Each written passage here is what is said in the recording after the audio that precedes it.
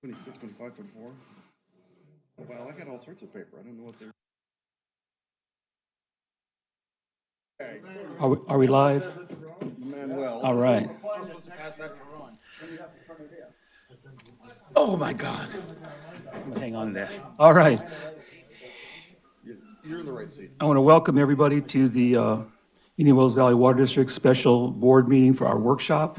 It is now 9 a.m., Friday, January 12th, so I'm going to call the meeting to order. And for Pledge of Allegiance, would Mr. St. Armand please lead us? Ladies and gentlemen, please rise, place your hand over your heart, and repeat after me. I pledge allegiance to the flag of the United States of America and to the republic for which it stands, one nation, under God, indivisible, with liberty and justice for all. Thank you. Thank you. Roll call, please. President Kaczynski, Here. Vice President St. Amand, Here. Director Boyd is absent, Director Griffin, Here. Director Rotora. Here. Posting of agenda and declaration. The agenda for today's special board meeting workshop was posted on Tuesday, January 9th, 2020. Thank you. Conflict of interest declaration. None. President St. Amand, None. That being said, I must inform you I am an employee of the federal government. However, any opinion I express is mine and mine alone. It does not necessarily reflect that of my employer. Thank you. Director Boyd is absent, Director Griffin, None. Director Rotora. None. All right, we'll move on to public questions and comments. This portion of the meeting is reserved for persons desiring to address the board on any matter not on the agenda and over which the board has jurisdiction. However, no action may be taken by the board of directors on any item not appearing on the agenda. Non-agenda speakers are asked to limit their presentation to 5 minutes. Public questions and comments and items listed on the agenda will be accepted at any time any time the item is brought forth for consideration by the board. When you're recognized by the chairperson, please state your name and address for the record. Do I have any public comment? I don't even see any early risers online. All right, hearing none, we'll move on to current business. And I see the first thing on it is award of purchase of arsenic plant replacement media. Could the staff please report on that? In your packet, you're going to find two quotes from our media suppliers, one from PureFlow and one from Filtronics. PureFlow is $135,800, and the one from Filtronics is slightly less. Thank you. $129,810.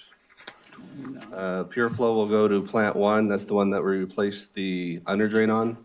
So to make sure that we're doing a fair assessment of the underdrain, we're going to use the media that they provide. Plant two still has the underdrain from Filtronics, so we're getting their media.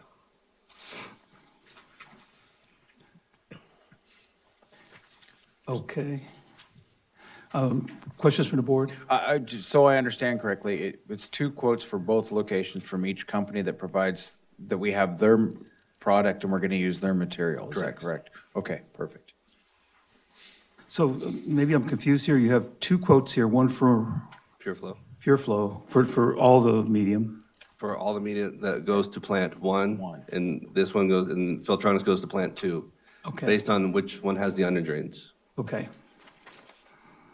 Any questions, Stan? So we received one bid for one plant and one bid for the other Yeah, plant. nobody these are the two companies that provide the media. Okay. We're just making sure that because we just replaced the underdrains, we want to give it a fair assessment. This is the one we're going to use at plant one. It's the one with the stainless steel. This is the one we're going to use at plant two. It still has the PVC. Okay. And the staff is looking for acceptance of both Acceptance bids? so that it has an 8-week lead time and we want to get these things up and running before summertime comes. For both bids? Yep. Okay, thank you. Go ahead, Stan, I'm sorry. I'm curious, has this gone through committee? No. No, I don't believe it No. has. Okay. In that case, what is the staff's recommendation? That that we That we- award it, we accept the bids, we go out and purchase it so that we can have these plants online. We're gonna need them for the summer, so we have to get this rolling. So it's one bid applies to one plant, and the other bid applies to the other plant, so I we did have to, catch you that, got right. that part, so we'd have to accept both, all I'm clear right. on that. And Okay. I each just isn't wanted to make interchangeable sure with that the other. George was good with it. Okay. Yeah, my comment would be that if we do not proceed with this, we run the risk of having difficulty supplying the appropriate quantities of water during the high peak use periods Right. during the summer. So it is a critical item for us. Without our That's transmission. what I was assuming. I wanted to make Yeah. sure that I, Because you we were do- agreeing with Yes. mine. And pure We flow lack the stuff won't work transmission line. in the other products, so. Okay. I will make a motion then. Well, hang on, I have another question. Okay. Are we looking at a total expenditure if both these bids are accepted of $260,000? Your math is correct. Okay. And is this budgeted, Ty? I believe we had 175,000 budgeted. 175,000? And that was for the under drains, which, for the second plant, which we're not doing. Okay. So this would go to cover a portion of that. So are you in concurrence with this? It needs to be done. Okay. I think we'll just have to allocate either from another capital project or from the general fund. So there may be some shifting around of funds to cover. Yeah, we did budget for vehicle purchases, which we're not gonna be doing this fiscal year, so we can take from that too. I think that was 120,000. Okay. So the money's there. That's Yeah. all I'm asking.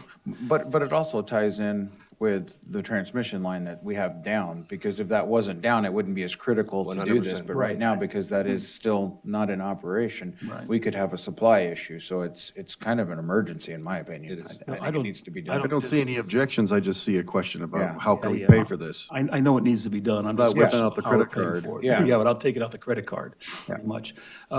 Is there any comment from the public? Nothing? You have three All right. online now, too, as We well. got 3 online, wow. All right, Chuck, you said you made a motion? I'll did. make a motion. Okay, do I have a second? I'll second it. All right. Any more comments? I'll call for the vote.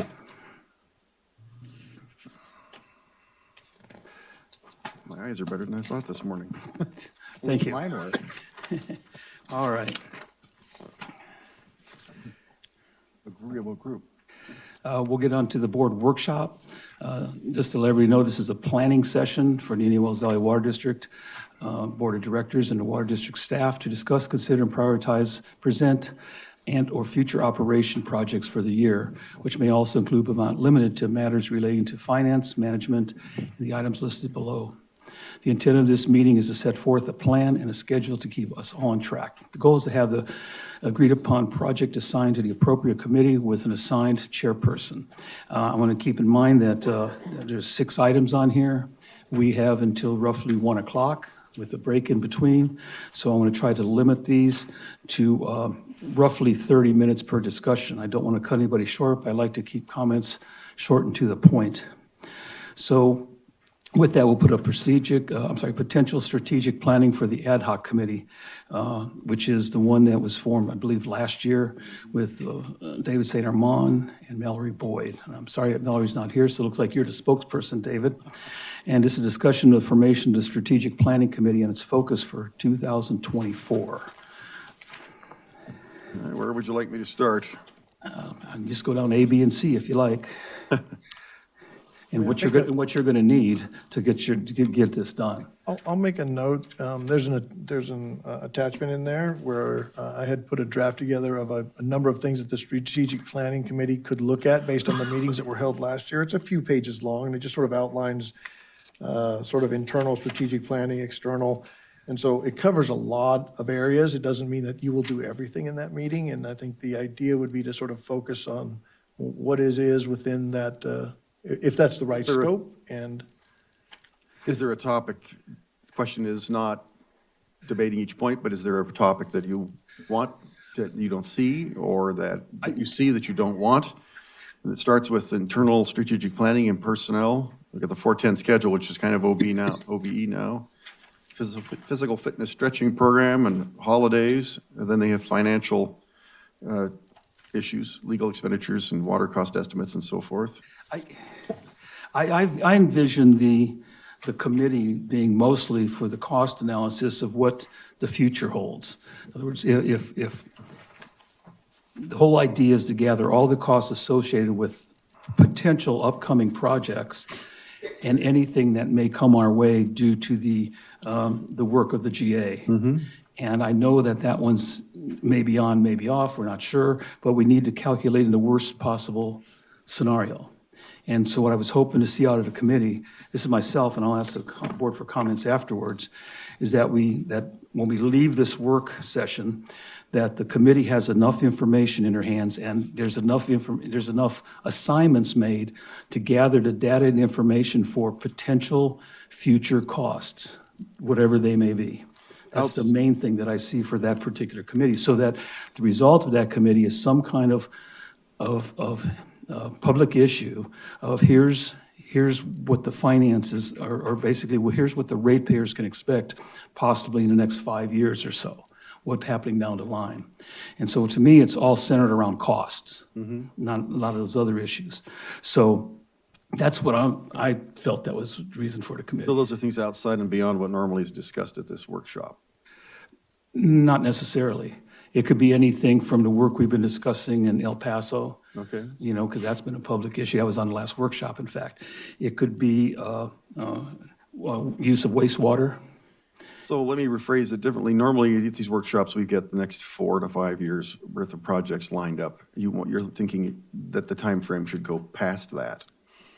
I'm thinking that the time frame, well, if we look at 5 years, I think that some of these issues we're talking about are either to come to fruition or they're going to go away.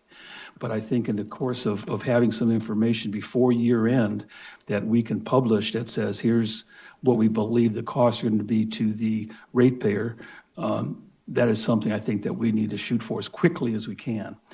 The numbers we're working with and we're going to be talking about when we prioritize projects in item number 6, but we'll be talking about them briefly in 2 through 5. And so, again, it is what is the impact, number one, of if the pipeline was to come into the valley and it's either connected directly to our system, which we know what that cost may very well be. We have a lot of estimates and everything of it exactly, and we have some new stuff as well. What does that cost and how does it impact us when it happens?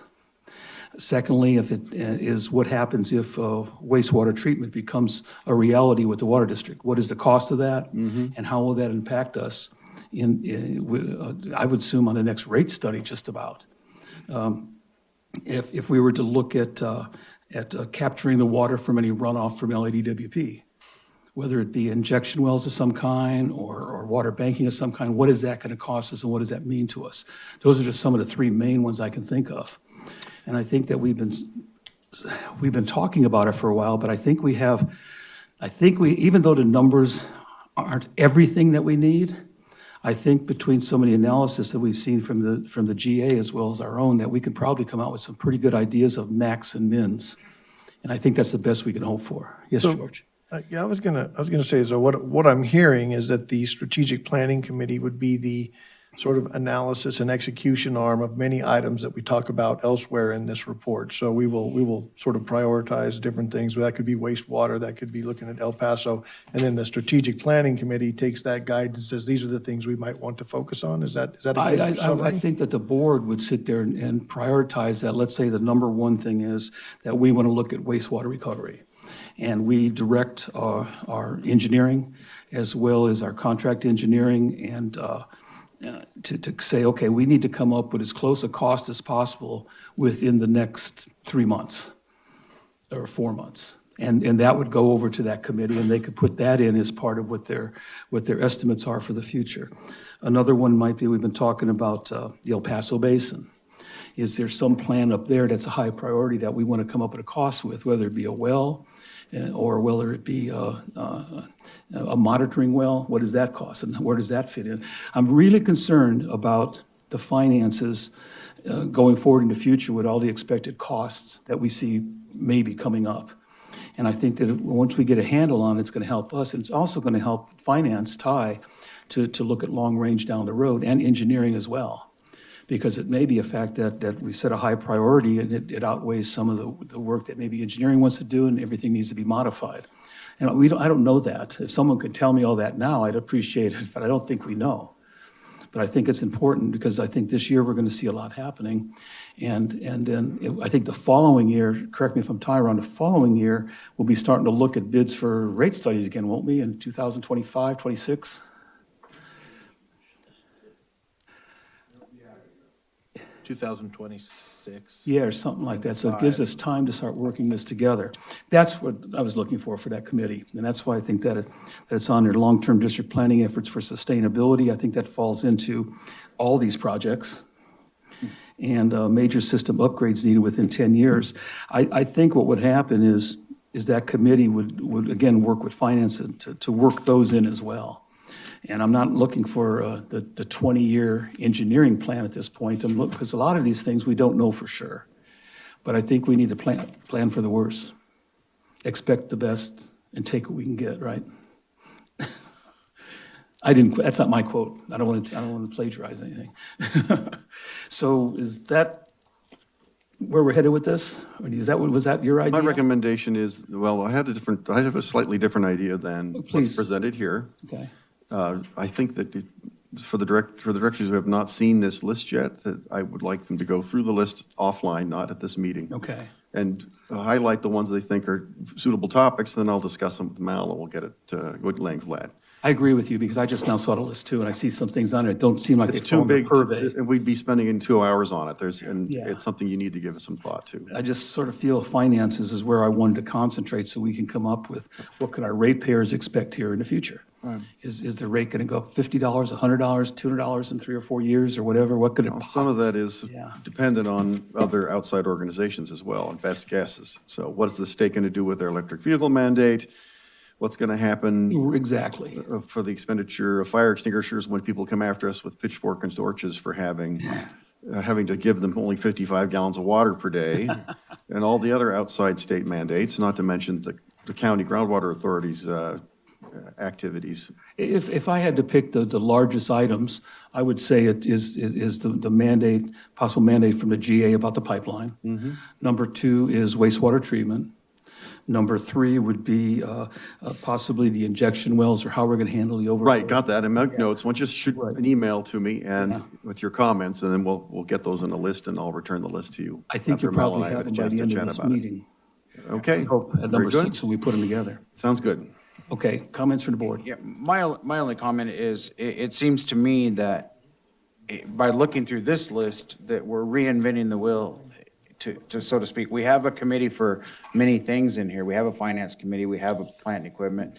And I look at the strategic planning is, if we haven't something arise, then we would look to the strategic planning committee to say, okay, you guys analyze this and look at it. But if we're giving the strategic planning committee all of these assignments, I mean, we have a. Which is why I suggest you go through the list Yeah, and say yeah. what So you that's think just is appropriate and what you my think thought. isn't.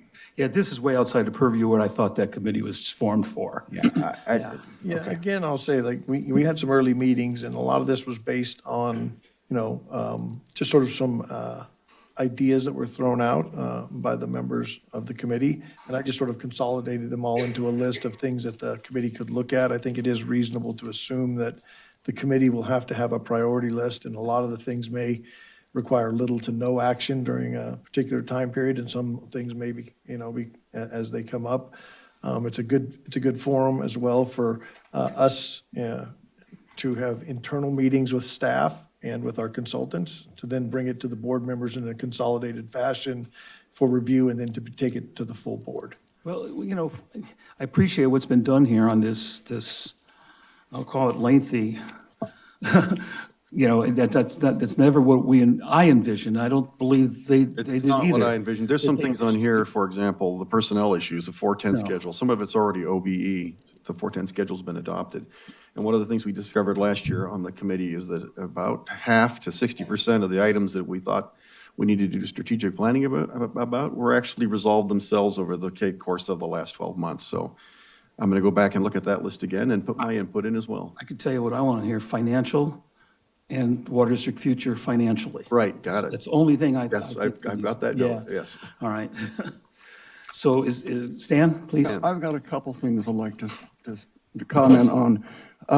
It's certainly comprehensive, and I agree with Ron that the bottom line has to be the cost to our ratepayers. So, but anytime I've ever been involved, which is a limited 2 or 3 times regarding a strategic plan, it dealt more with threats and opportunities, trying to identify what the major threats are, and I think they're probably in here, quite frankly, as well as the major opportunities, and then looking at a cost-benefit analysis of, and also, how do you turn a threat into an opportunity is one thing that we used to really dwell on.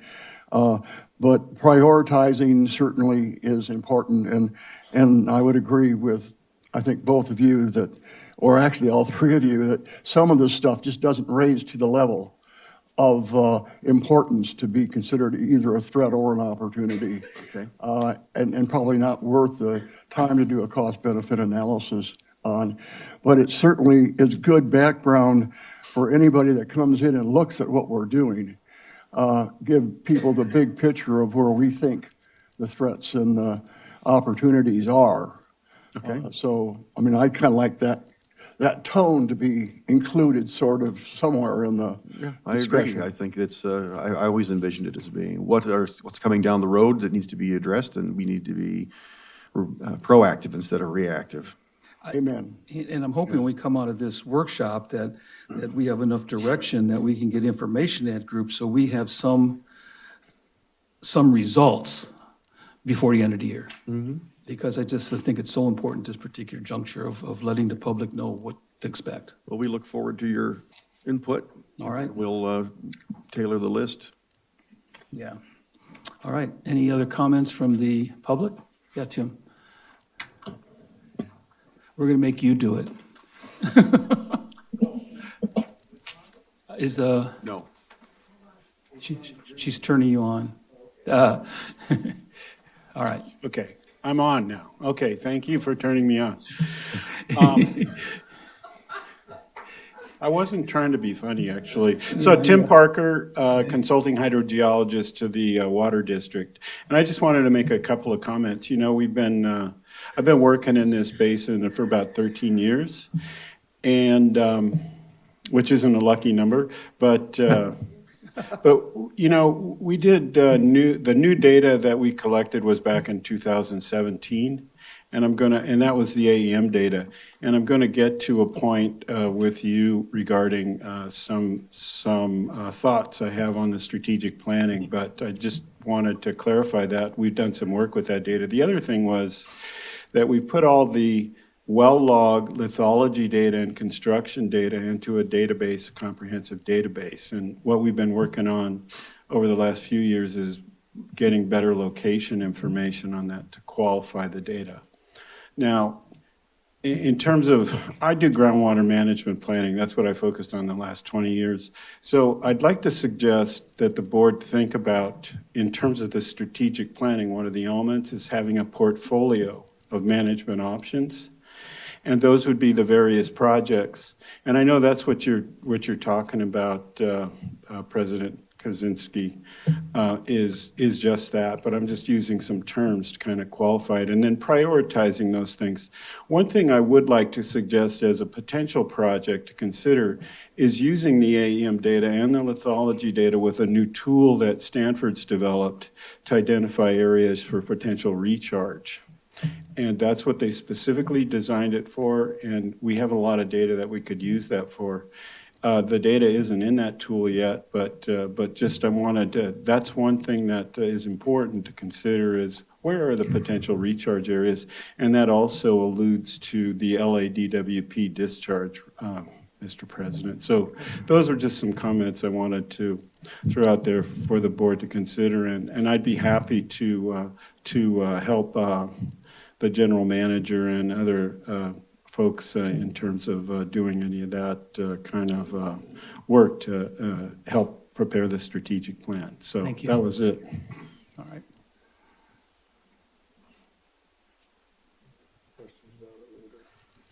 Yeah, good morning, Mike Neal.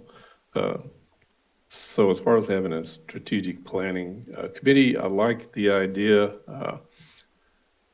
except that as far as what it might be up to, like a long list of things that are going to take a lot of thought and too much time and effort. In my mind, something like that would focus on 3 to maybe 5 topics, things to look at, and it would be an idea factory more than anything, because you got your various other committees that they're focused, and they're looking at finance, they're looking at the water management, looking at the specific things, and the strategic planning committee should be try to be really forward thinking, and there are things like, okay, the AEM data, okay, this you couldn't even have that 6 or 7, 8 years ago.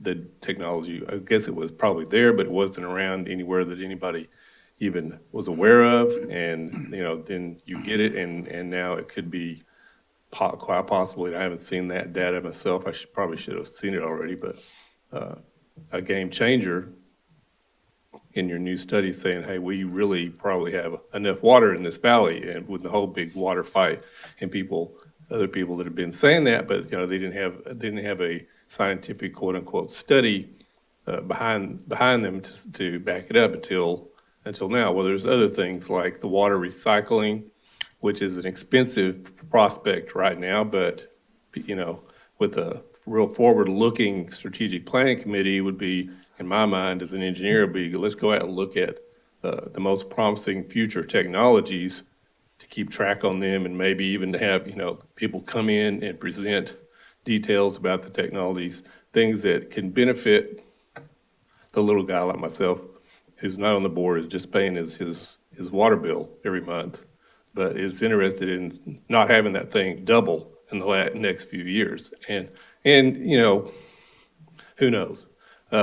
Just as a point, I used to work with a guy years ago. He could write with both hands. He was musical. He could read writing and type upside down. He had the kind of brain that was out of the box, a great puzzle solver and a great idea generator. And we had a couple of patents together, bouncing ideas around with each other. And it was not just your typical laser focused engineer. He was a good idea generator. I think that's what the strategic planning committee probably ought to be about. Is let's get outside of the box here, out of our normal boxes, and look at stuff that's going to benefit our ratepayers as far as technology. It's not even just technology, but let's say different ways to interface with the public and do our public information dissemination either more widespread or better. So that kind of thing. Thanks. Thank you, Mike. I'm just afraid this thing is morphing into something I did not expect it to. It's morphing into this big strategic overall plan, and that is not what the intention of the committee originally was. That wasn't with the committee's attention either. Yeah, and the point about it is there's nothing wrong with having a strategic planning committee of some kind, but I don't think that's what this committee was for. I'm going to make a suggestion which may help out the committee quite a bit, is maybe this is something that we want George to work with our consultants on, because it involves getting dollar amounts from them and our engineering, and then bring the information to the committee to say, now, how do we present this? How do we put this together? How do we want to see it put out in the public? And I'm just talking from the financial end. So is that something that would, because you work, I know Mel is retired, but he does a lot of, we're talking about a big job here. So I don't disagree with you. A lot of the strategic planning things that you're concerned about with finances are actually addressed in staff reports to us, what needs to be done and when. I didn't expect the strategic planning committee to be focused on doing that. We have staff working on that, and then the board addresses that. So you and I are in violent agreement, Ron, about that issue. I think that we need to get your input, and then Mal and I will talk about what we think is appropriate Okay. and what is appropriate for George and the staff to work on, and then report back to you guys what we think. I think that's the first thing, you might get together, what do you need from us? And Absolutely. who should be doing it? That's right. Because I can't imagine you sitting down and figuring out there's- the cost of these things or directing engineering and/or, But there's no point in us getting between Right. the board and the staff with Right. what their strategic thinking is about. what do you see as your final output? A recommendation to the board of directors as to how to go forward with certain issues that Okay. crop up over the course of time, or ongoing issues. That sounds like a politician's answer. That's in fact, that is exactly what that is, because it's a very broad topic. There's a lot of things we're facing. Is the thought then we're going to have a nearer term plan and then more of an out-year plan? I didn't quite, No, I No. don't think that's what we intended originally with strategic planning. oh, that was not the original intent. I don't wish to see it become that either. I think that's adding an extra step. The staff is already coming up with long-term strategic plans for system enhancements and that sort of thing. And they can give us the costs for those, and there's no sense in having Mal and I get in the way of that and Right. stand between the Oh. board. So we're talking about other I things. agree there. Yeah. Public outreach. What do we do and how do we do to make our public outreach more effective? That's it. How do we respond to other organizations, then do so in a proactive rather than a reactive manner? What strategy would we say take for addressing the electric vehicle mandate? Now, right now, we just throw money at we donate to Aqua and participate and sign letters, but there may be other things that we can do as a water district that would help us to resist the electric vehicle mandate, which is already starting to fall apart. Oh, and then the 55 gallons a day, how do we address that other than just relying on Aqua to do our work for us? How do we activate our board? How do we activate our ratepayers? How do we activate people in the valley and get them aware of what's happening at the Sacramento level, and how to effectively let Sacramento know that. And that was what I was going Yeah, to that's point what out I'm- is we don't need to rely on Aqua to do our lobbying at the California level. We need to do that, some of that We should do some of that on our own. ourselves, in and locally. addition to working with I Aqua. agree. And I think, that was what I really kind of had in mind. Okay. All right, so we're getting ready to end this. Chuck? I just got one comment because I want to clarify. I believe I'm on the same page with David. I and- think I And that's am what I too. want to make sure. Mark your calendar. Okay. But what I want to make sure is we have a staff, and I believe this is what he just said. We have a staff that we've hired, and it's not our job to bid the jobs and work up cost and do all of that. They're going to come to us and they're going to give us a project. And we need to figure out, it's our job to figure out how to pay for it, to make sure we can pay for it, so we can provide the cheapest water that we can and the best water to our customers. And that's what we need to do. And we need to also, I could see this being very beneficial for outreach and responding to ludicrous letters like got put out in the paper yesterday. You know, that kind of stuff we need to handle, not our staff. But other than that, I believe we are in agreement, yeah. Okay. Let's just say, you guys take a look at the list. There's a lot of important stuff in here. Some of it is staff and some of it is committee. And I think if you let me know which is staff and which you think is committee, then Okay, we can perfect. go forward and tell you what we, look it over and do what we need to do. And to close this out, I just want to say, I agree with you, David, that I would like the committee will get together, come back and say, here's what we need. Because here's what we need from the board, here's what we need from the staff or consultants. Right? Yeah. Can you do that soon? Define soon. Next board meeting? Gee, I bet he's maybe an engineer. Can I- I'm impressed, David. He actually talked about a schedule. Light thing. That's Okay, good. and all I'm asking for is a general outline, so the board can say, okay, yeah. So boom, can the board that's- give us our feedback as to what they think is tactical and what they think is strategic in 2 weeks? yes. And it's I got to think be you focused maybe enough. talk with Mel before you commit to anything. No, I'm just going to commit Mal, and he can tell me not. Yeah, he's not here, in fact, you can assign everything to him. I might make him the chairman of the board, because he's not here to defend himself. All right, is there any other comments before we move on? I have one question, Yes. Greg. Does the board need to set a time or a recurring time for this committee meeting the way we do? Make it a regular others? standing meeting? I think let's have the committee talk, come back at the next board meeting, say, here's our goals, boom, boom, boom. Here's what we need, and here's when we're going to meet. It would be beneficial to have a standing meeting, yes. Yeah, so you guys, I'll let you guys set that. Okay. All right? Any other comments? Let's move on to number 2, discussion of wastewater recycling use. Obviously, this is all around the idea that we started many years ago about utilizing the wastewater from the sewage treatment plant for beneficial use. And we keep talking about it and talking about it. I know that we came up with some estimates. Gosh, how old are those estimates? Renee, remember back when we talked about this? I was still on the GA board, so it had to be at least 4 years at To be honest, Don was working with Krieger and Stewart on that the all that time. night. Yes, I'm Kinda just out wondering of about the loop. timing on it. Remember, we actually discussed it at a workshop, if I'm not Yeah. mistaken. So in my opinion, it's time to rework those numbers. Because in my mind, I don't know whether it's beneficial cost-wise or not beneficial at this particular point. Things have changed. I remember a number of, I think, $38 million for the capital cost of the installation. And I believe, I want to say $4 million a year for operations or something, maybe That's, 3. I remember about 40 million, and then, yes. Somewhere in there. You're in And the ballpark, I think. I would like to get those numbers refined and come back to the board just so we can make a final decision. Do we want to continue to pursue this? Because I know George is at least talking to the city. And I would hope he would continue that.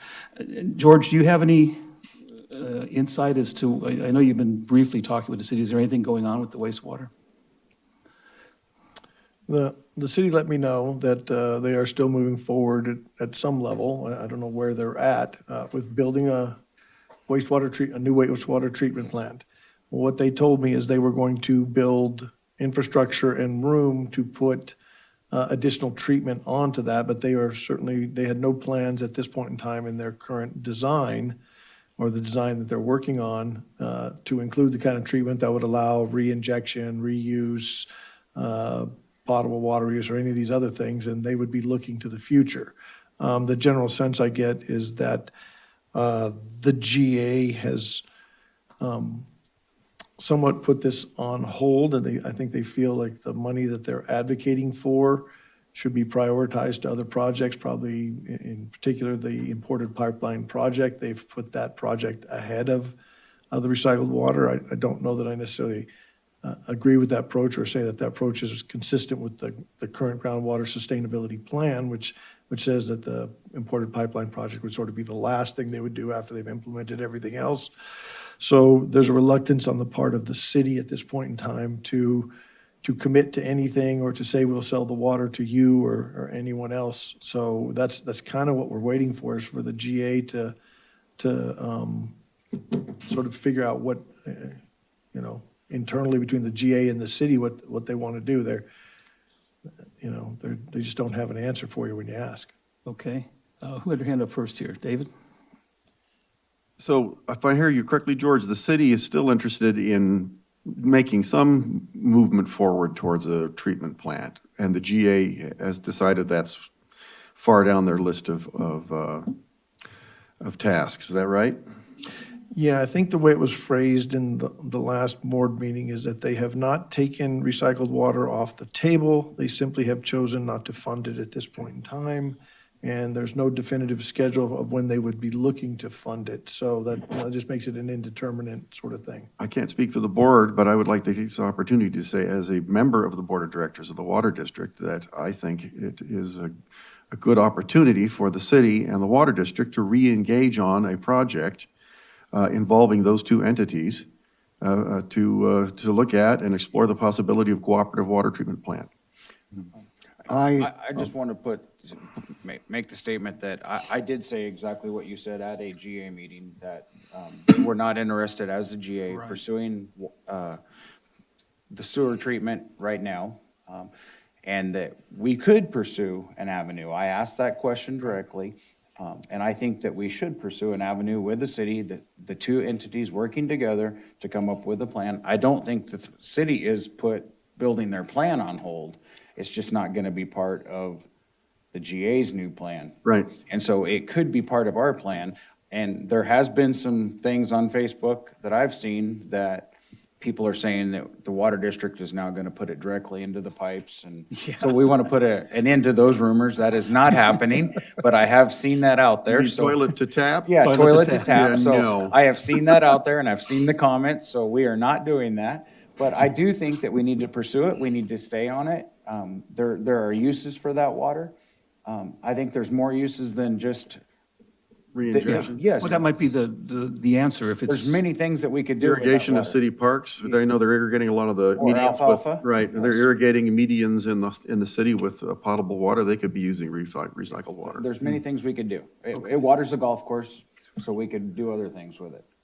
All right, Stan, you had something? I would agree that we need, I too believe we need to pursue this, but as a city water district Correct. project, my feeling, quite frankly, is that GA looks upon that as a threat to their pipeline, and they aren't going to pursue it. GA doesn't want to pursue it, and so therefore it's going to be up to us to do it. Now, you know, the new wastewater treatment plant was put into a Prop 218 budget back in 2012, and we've been paying for a $40 million debt for that thing since 2012. My feeling is it's time the city actually do it. I think the issue is going to be the EPA at one point in time, I heard, would not allow them to build a new sewer treatment plant without 100% recycling of some sort. That is, there would be no longer any evaporation ponds or any of that type thing. So my feeling is this is a good opportunity for us to start working with the city, bottom line. Although I'm not sure that the early designs that we were looking at, or the GA was looking at, are actually the most affordable ways of doing it. And I would be against trying to just cost out or refine the costs of something that's already been done.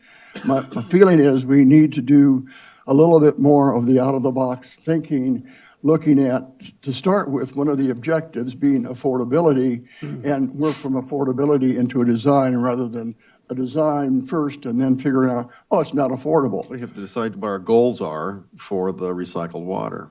While toilet to tap might shorten the plumbing run in your house, it's not going to be potable or acceptable. I mean, it's not going to be acceptable to people in the valley, so but I it could would- be used for any number of purposes. I would look for a new strategy for building it, although I think if we don't pursue it, the GA is not only not going to support it, they are going to be totally against it and try to get the city to go along with them. But the first thing we need to do is make sure we can meet with the city. We need to get this handled. I mean, we need to set up a committee to do that, or a group to meet with the city. We've got to do something to ensure that we can build a relationship to where we can make sure the water is attainable. If I can interject, just 1 second. Yes. Just so you guys are aware, last I spoke to the Public Works Director at the city in October about the wastewater treatment plant, they had already completed the 50% design phase, and they had given the consultant the go-ahead for 100% design. No? But that's for the They are wastewater moving- treatment plant, they it are is moving not forward. for the recycled No. water plant. Correct. Yeah, Or- right. And you can go back to their design work dated, I think, back in 2015. That report is probably still the latest report there is. And it tells exactly what was incorporated into their design and what wasn't. And the recycling part was definitely not. So I would make the, Jim had Oh, I'm a sorry. comment to make. The only comment I was going to make, and George, you can correct me, but when you were talking with respect to updated costs, Right. I believe Krieger and Stewart has looked at that relatively recently in relation to the pipeline costs when we were looking at them. I don't think he's done the analysis that we've done on the pipeline, but he may not be far away from, giving you a better idea on the recycled water. That's all I have. By the way, is Chuck on the line by any chance? Is he not here? I've been texting. Yeah. He's sick and, Well, that's he no just- reason.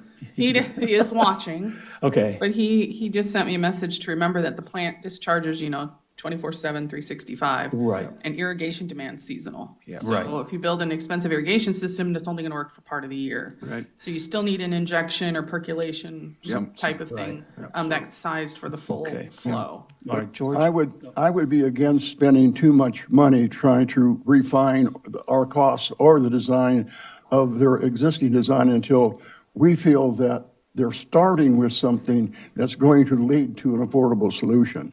Okay. Otherwise, we're just throwing Right. money after bad. Let me move on to George. You had something? Yeah, I was just going to say, like, I think, I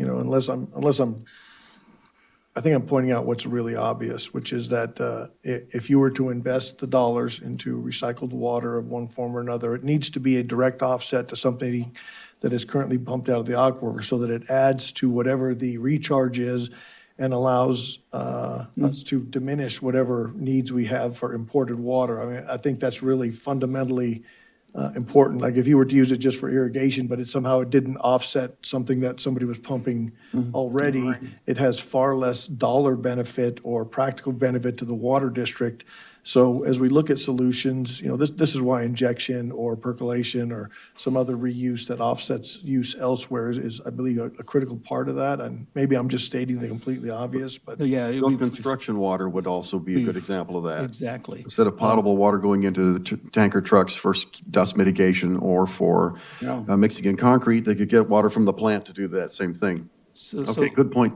Judy, I'll get with you in a moment. That's all Chuck's fault. Oh, you have something else? No. It's all my fault. Oh, it's all your fault, yeah. I want to, for Chuck Krieger's benefit as well, I do realize, we've already talked about the potential using it for irrigation, but because irrigation is seasonal and the production of wastewater is not, you still have to have a way to treat and possibly inject. Yep. And if you remember correctly, the last time we discussed this, the board agreed that we need to go to the injection process rather than irrigation, because the cost was really high too for piping, as well as what do you do when it's not being used for irrigation? So that's already been looked at, or will continue to. I also want to say that the city, I don't understand where they're going to turn out water that is tertiary treated, and then it has to be advanced treated before we do anything with it. I don't know where they are, but it was something we need to find out, what comes off of the plant. The other thing I would like to know is I believe that there's a requirement now to put wastewater to a beneficial use in California. So I think rather than the city charging us for the water, that it ought to be something that is their participation in this project. Because charging us for wastewater seems like is a pretty ludicrous idea if you think about it. So I want to end up with this one, and I'm going to let public talk here, is I want to make sure that we have a direction to go. Right. Because we've been sort of floundering right now and not knowing where what it would be. That sounds like something the strategic planning committee could look at. Yeah. And I think Chuck pointed out that one of the first steps we need to do is try to get the city to be just willing to sit down and talk to us. Right. And that yeah. has been a stumbling All right. block now But for let's- a couple of years. Let's let a couple more comments, then I have a Yeah, comment. I want to go to Tim real quick. He had something. Yeah, I just wanted to add something regarding the recycled water. From my perspective, I wouldn't worry too much about how it's going to be put to use at this point. I think it's in basin already.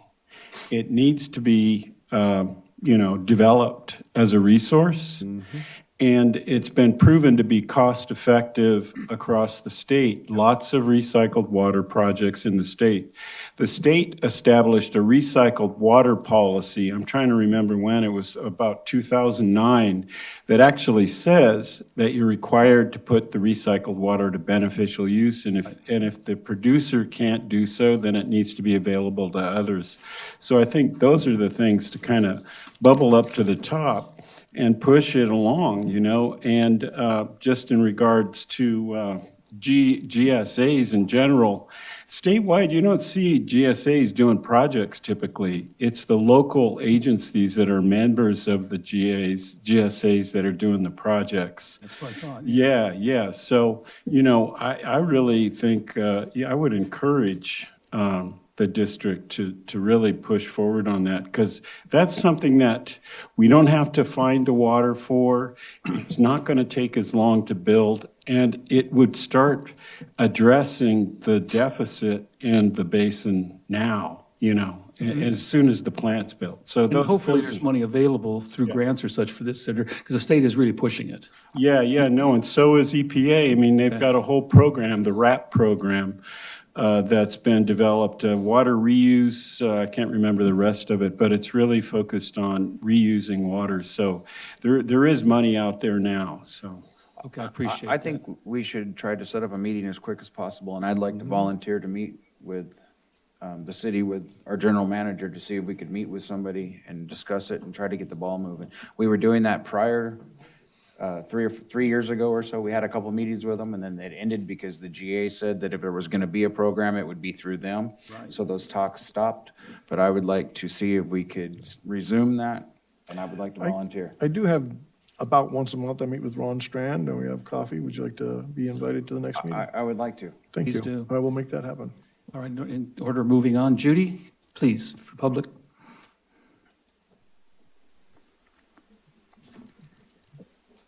Yes, excuse me. This is a topic that has been discussed by water district boards for many years. It was discussed when I was on the board. And I would urge you, I was going to get up and say this during your strategic plan discussion, but you went back to the board right away. You have a new manager, and some of you haven't been on the board that long. You need to look back at the history of this water district in its discussions, and recycled water is one of them. Chuck Krieger did, and the board did an extensive water injection percolation experiment. And the district should have that report. It was done in the early 2000s. And the water did not percolate, it evaporated. Right. So look at your history before you go forward with something so you don't reinvent the wheel. But certainly using recycled water is, as Tim said, it's your water, you've already pumped it out of the ground. But I bet you won't get very far with the city with that issue. I know. Well, with your support, we might. And Judy, I'll say that I think I have had discussions with our engineer, Chuck Krieger, about that study, and I think a lot of it was actually summarized in a infiltration study that's posted on the GA website. I think they took a lot of information from that study, and so I've read both, and they are useful, and we are using that historical data in our analysis. So thank you for Good. reminding us about that. As an aside, it took about 3 years to convince Stetson that percolation ponds in this basin is not a good idea. Yeah, I don't think anybody on the board or on our engineering team is interested in percolation fields. It is not an effective way to get water back into the table. Yes, Mike.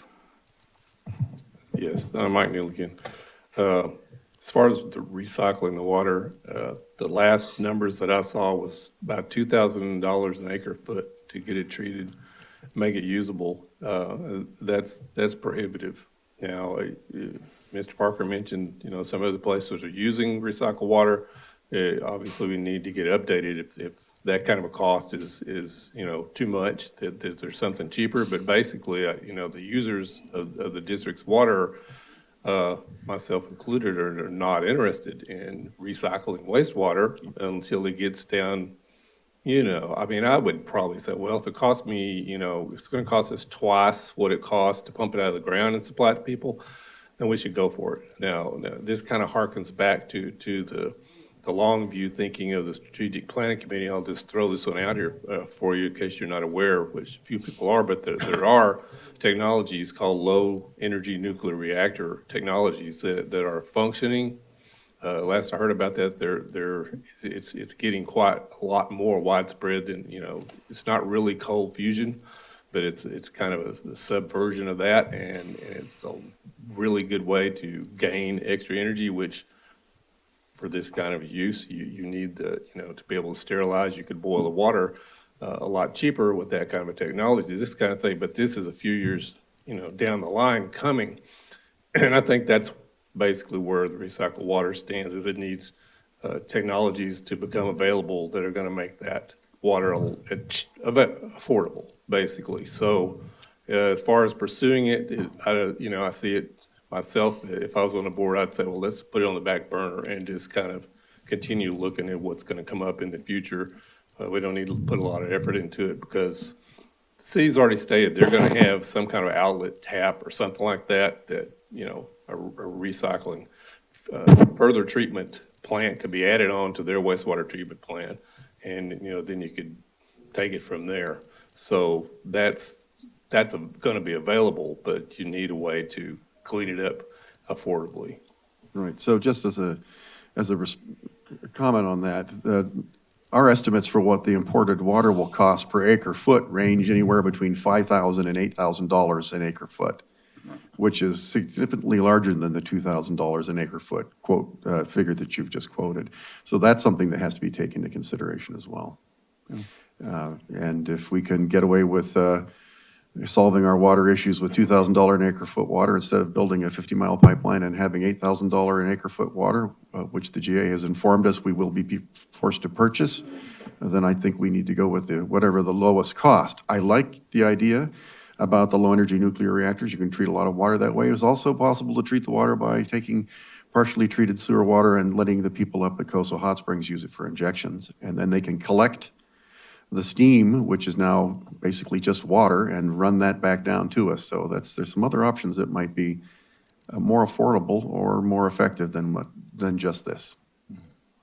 Yeah, and that goes back to what I was saying. I'm not in favor of just trying to refine the costs of the existing GA plan, because quite frankly, I think they weren't thinking out of the box and they had no intention of trying to make it as affordable as possible.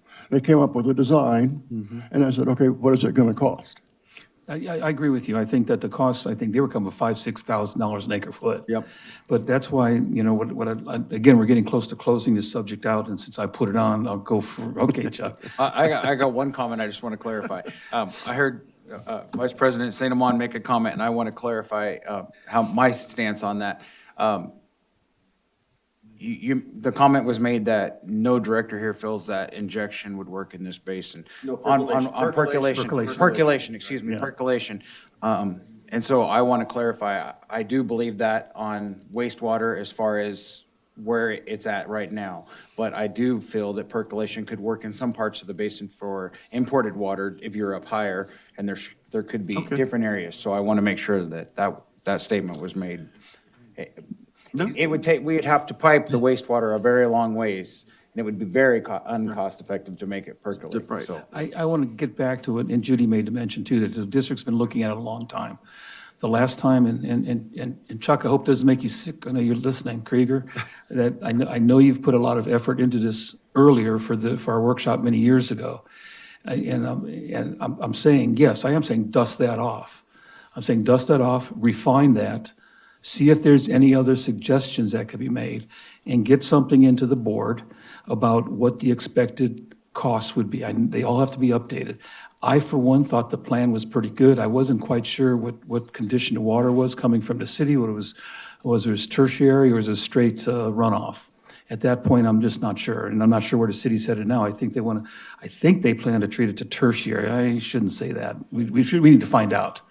But I think the recommendation is that we treat it to advanced, and we had wells ready for possible reinjection, and that was the format I was looking at. I'm not saying things can't change, but I do say use our numbers, don't use our setup, use our plan that we've talked about for many years, and I think it's important enough that we come back with a number for the board saying if we are to do this with the technology we have today, here's the cost, and that's all I want to see. And then once we have that, then we can throw that into our priority list of where we want to look at. Great. Anything else? George, you had something? Oh, I was just going to say, one of the things we're going to look at as the strategic planning committee is this, and I want to make sure that we're all on the same page. Since the wastewater treatment plant is already required, when you calculate the dollar value annually, it's really only the additional cost to add the whatever treatment is required beyond what they're paying for, because the wastewater treatment plant itself is a cost that has to be borne by the community anyway. So when we look at the various analysis, we're looking at what does it cost extra to get that water treated and injected.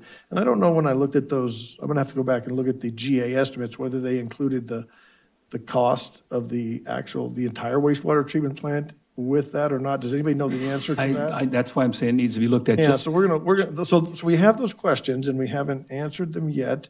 And we will be taking a good look at that with our consultants and certainly trying to get apple to apple comparisons, when we talk about these, whatever these water. I think the first thing you need to know from the city is what is the output?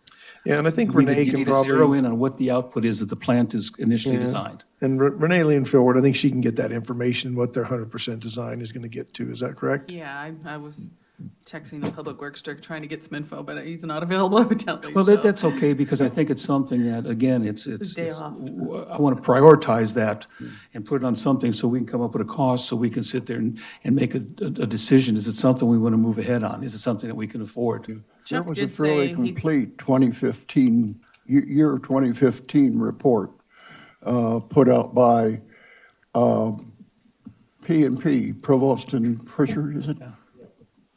Yeah. Yeah, So it's several years old, but as far as I know, nothing has changed from that. right. Renee, you had something to add? Chuck was saying the estimates they'd put together, he thought was at least 4 years old, so it's been Okay. a little while. And I just want to make sure that he can go ahead and move on.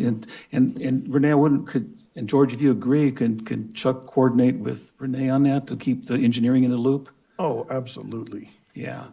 Okay, I appreciate that. So I guess we're all in agreement that we want to continue with this. Number one is continue to talk with the city to see that we have something to move ahead on. And the second, running concurrent to that, is let's get some updated costs.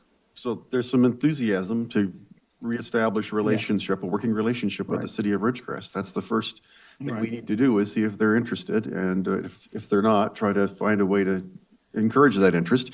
Then we need to establish the goals, and then we need to update the plans and bring the costs forward so we can make a sensible decision. Okay. Chuck said he's got his orders. Aye, aye, Captain.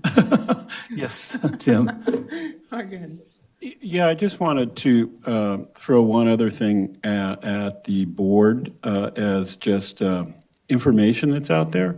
Orange County Water District is a leader in this. They have, they make tours of their facility available all the time, and you can do something online as well. So if you want to pursue it, you might consider setting up a time where the board could actually do a virtual visit along with the general manager to really get a look at that. I've been to this place a number of times, and it's a scale issue. I mean, obviously, they're a lot bigger operation, but at least you get to know about it. And it's a really cool facility, and you can drink the water if you're there at the end. Well, I think Mel was trying to arrange a trip down there last year or the year before last, and I'm not sure what happened to that effort. Well, let's see if the city's interested, and then we can go forward from there. Yeah, I agree. I think it's, and as we're going through these guys, make sure you, in your mind, put a priority number on them. Yeah. In the list and come at the end. All right, any more comment from the public before we are. close this? Hang on there just a second, Judy. Mike's got to the podium first. I'll be quick. Yeah. So just a word from past experience with the city. Just be careful where you talk to the city and approach this subject. I guarantee you Ron Strand's going to want some money out of you. We know that.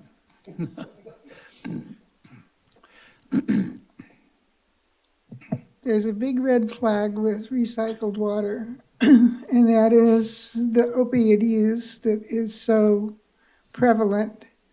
And how do you get that out of the water? So that needs to be included in your looking at recycled water. Thank you. Thank you. Wait, what did you say was prevalent? Opiate. Opiates. Opiate use. Sorry. Fentanyl, oxycodone, you name it, heroin. People just flushing their drugs down the toilet, it happens all No, the it's, time. they're excreting, the drugs aren't completely absorbed, then they're excreting them in Yes, solid and liquid form, and it's every drug, including medications for various mental illnesses and Tylenol, for God's sake. So, yeah, you'd have to have a very careful purification system. Are we done, ready to move on? Okay, we're doing pretty good here. Number 3, alternate water sources. I'm not sure a lot we can say here. It's something that we discussed at the Water Management Committee, and there's ideas here that alternate water source, one of them is the wastewater treatment, for instance. And one of them might be the capture of the water from the LADWP or banking. So this one sort of will fall into number 6 as we talk about them, unless somebody has a specific thing they want to speak about there. No, I think it all ties I together. think it all ties together. I'm all for moving forward to the next one. Okay, good. We just saved ourselves 10 minutes or 15 minutes. You can open that box of candy, though. Oh, yeah, here, let's pass, Chuck loves this stuff. Have him open it and pass it all the way around. It doesn't make a good breakfast, Chuck, I just want to let you know. care, I'm Okay. All right, with that, we'll go on to number 4, capture and storage of LADWP water overflows. I asked that this go on there. It's, I want to reopen the discussions, if they're not already open, with LADWP about when they do release water, working with us on the best way to capture it. I know, Chuck, you're really involved with that in terms of shallow injection wells. I see it as 2 things. One is a cost to the district, that we're going to have to put something in place that we can make better utilization of the water when it's available. And the other one is to rely on LADWP to do some kind of water storage banking system. And those are 2 ways, but I think it's both political and it's technical. Right, so their discharge, it seems a waste to allow it just to evaporate. That's one issue. The other is the banking of water. That's fraught with political issues from our northern neighbors in Inyo and Mono County. I think those should be addressed as, I see what you're going. You could start with the idea that we're going to put in a system for capturing the water. Right. And then as that becomes effective, we make sure that it has tie-ins so that not only can we capture water, but if in the future it became possible to work a water banking system, that could be then tied into water banking. Okay. Stan? We wouldn't necessarily have to directly use that. I mean, my thought was that we would use gravity-fed injection wells to recharge the valley and then pump the way we normally pump. The reliability of and they would have to be low cost, or relatively low cost, and all that obviously has got a lot of detail to it, because the reliability of their overflow or the discharge from LADWP, we don't know if it's going to be every 2 years or every 5 years or every 10 years.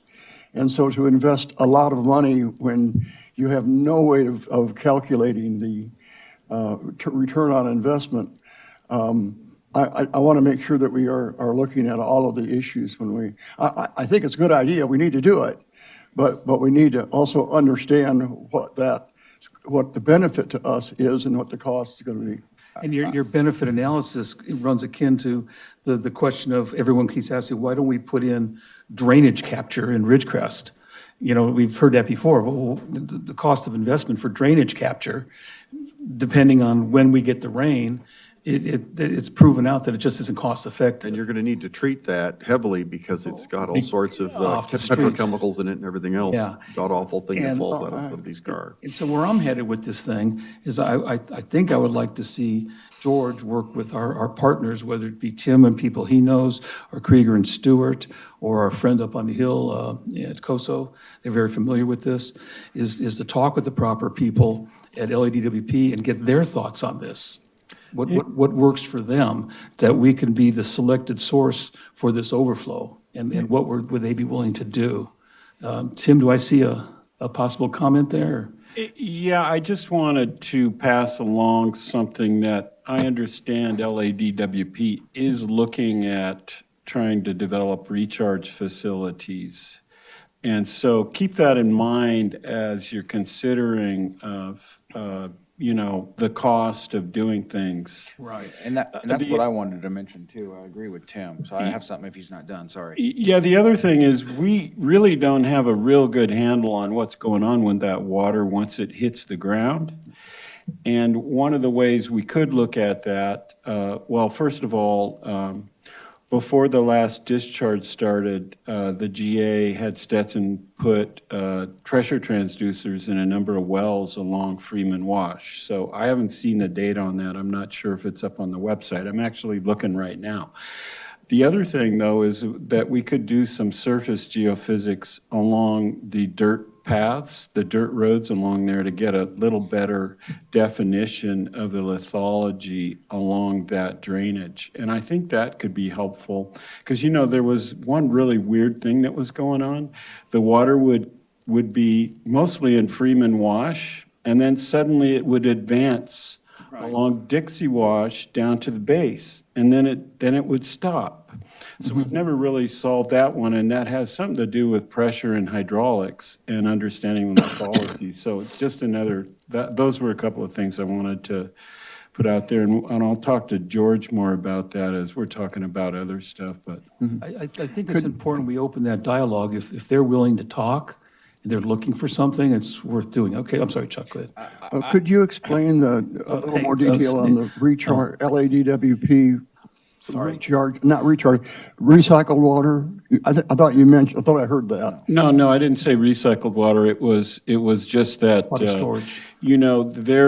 They've all, just like we realized, climate has put us in a different position on the amount of storms and how they're coming, the severity in terms of the years. So there are going to be years in the future where they're going to have these emergency floodwater discharges. Discharge. Okay, So everybody realizes that. So LADWP is looking at how they can better maximize that water for themselves versus just discharging it into basins and not recovering it. So- Okay. Chuck? My only comment is, we watched 10,000 acre feet of water get discharged into this valley last year. Right. And I personally do not think that we gained 1 inch of water into our basin because we wasted it. Right. And I think that we need to look at how we can be prepared in the future, meet with DWP about a banking project, if we can build a reservoir. And I've seen other areas, and Tim, if I'm wrong, please correct me, but I've talked to people up in San Joaquin Valley and even higher up towards the Fresno area where they have built ponds and they've drilled shallow wells to get through layers to where they do have overflow pipes to where they do inject or don't inject, it just gravity feeds down through that pipe and then it filters naturally so it doesn't have to be treated. And if we get through those layers to where we can make it possible for percolation to happen, we should be looking at that if it's possible, because 10,000 acre feet, if it happens every 5 years, it's still 10,000 acre feet that we're gaining if we can get it directly into the basin. Instead of just letting it run out to Airport Lake where a lot of it's still setting and it's going nowhere because the groundwater level is so high right there, it doesn't really matter. Okay. Tim? Yeah, I think we need to think about this a little differently than we have in the past in terms of there being, clays and that sort of thing in the shallow soils. There are dry wells that have been designed that are ready to put in the ground, and get through those kind of materials. So they can have pretreatment associated with them, so they're clean out, or else they're not that expensive, so you can put in more. So it's thinking outside the box in terms of the way people are doing things differently nowadays. Yeah. David, did you have something, or did I catch you when you're chilling? I'll go on to Stan. I was just looking briefly at the 2023 GA annual report, and I noticed in the El Paso area for 4 years in a row, the water volume went up 4 years in a row, about 2,000 acre feet a year.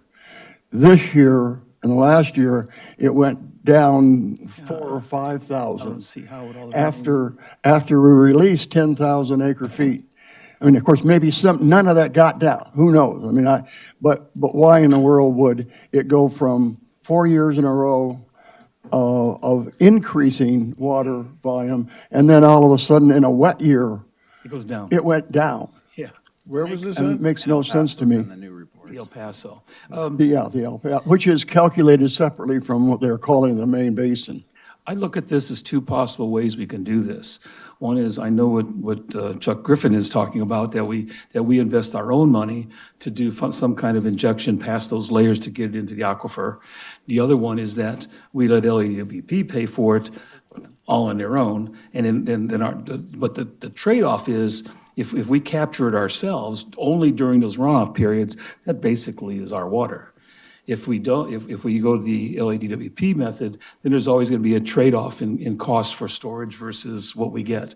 One is a continuous one. It goes into a case that will happen all the time, but if you do it strictly where we invest money on the hopes that we're going to have those very wet years when they release, we don't know what the payout is and what that's worth.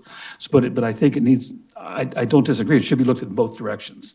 Here's if we look at just taking it once it's available and injecting far enough to get into our aquifer, what's that cost? Or if we continue to work with LADWP, I'm just saying that the timing is right now, and Tim mentioned that they're looking. So maybe it's that we dust off another program that we looked at, gosh, maybe 20 years ago or more, way before my time here, where LADWP was going out for bids to do water injection and storage. So I don't know what that's going to mean, George. I'm going to have you work with engineering and Krieger to figure something out, but I think it's important. We know those two, like, first of all, can they be done? And what's the repercussions if we do it one way or the other?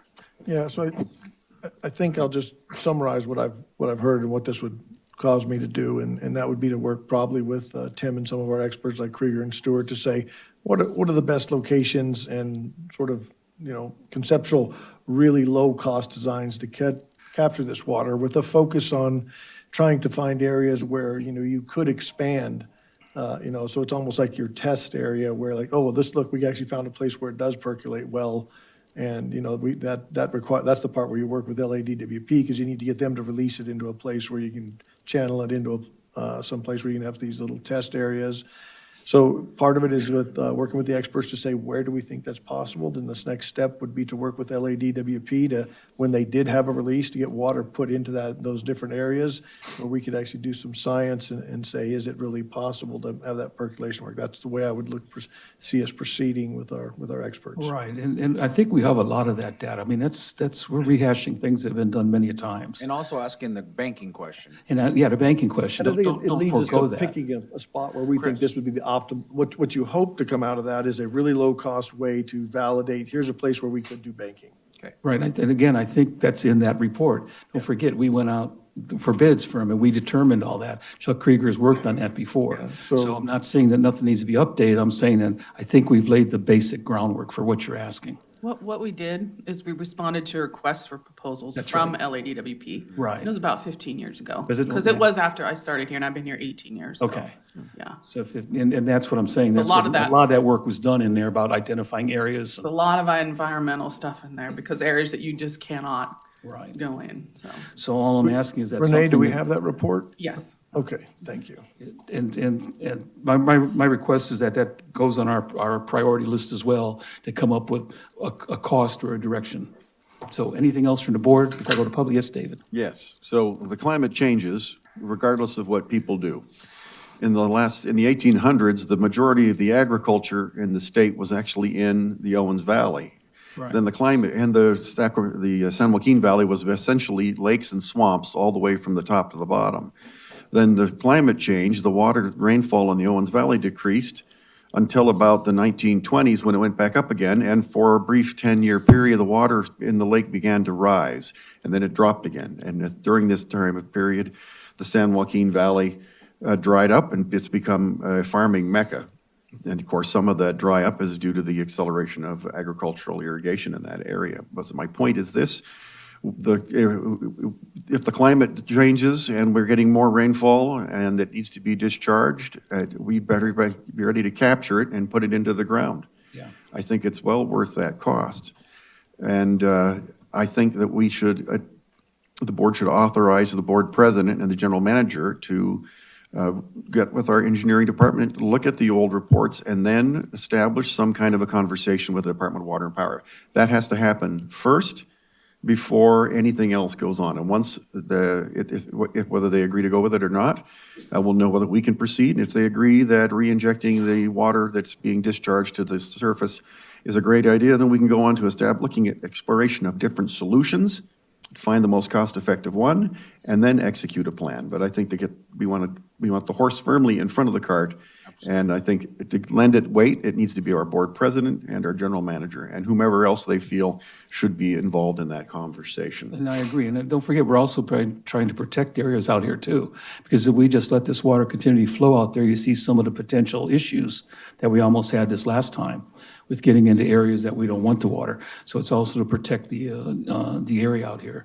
There's a lot of ways we can approach this, but I agree with you, David, that let's open up that conversation and see where it heads. So do we need a motion? Do we need just direction? I just believe we need direction at this point. All right. Jim? I don't believe a motion is necessary for this. He's got direction given. But again, I'm going to ask the board to go ahead and put a little number by that, where you see that in the priority that we're going to show at the very end of this. So, That's even less expensive than recycled water. it possibly is. It may be a low-hanging fruit. Yeah. Okay, anything from the public before I close this for good? Yes. Mike Neal here. So from my past knowledge of LADWP going way back in their actions, and even recently, I believe some discussions and some information I remember reading about talking water banking with the LADWP needs to be something that's a highly cautionary endeavor. Those guys basically will just make it short and brief. They're going to want to get more out of the deal than we're going to get, period. And they're the political, the monetary, giant over the water district by far. They've got lawyers that are probably better than any you're going to get your hands on. They're going to craft any kind of contract agreement. Anything you do with LADWP, they're going to be looking to come in on top of the deal. And I'm talking about like get water, pump it into an injection well. They're going to want to be able to take more water out of that well than they ever even put in, and maybe by like 3 to 5 or something like that. So look at it as the big hungry bear waiting to pounce on the water in the Indian Wells Valley, as far as I'm concerned. I'll make two comments. One, they may not have better lawyers, but they have more of them. And secondly, any kind of water banking it's a contract. It basically says we put 10 in, you're allowed to take 2 of those or 3 of those. So it's all in the negotiations. And typically, the system is completely installed by LADWP. That the first step is to collect discharge. Right. That's the main thing. It gives us a way to get the additional discharge. There may be no water banking at the beginning, but it's a way to get additional discharge. Yes, Judy? Yes. I too have been reading the 2023 annual report. And there are 2 figures that are quite interesting. One is starting in 1945. It's a chart of the annual rainfall. Excuse me, I'm hoarse today, I guess. Taken from the Navy's weather station. And it's interesting to look at the cycle of wet and dry years. And the other figure that is very interesting is the one that shows groundwater and storage.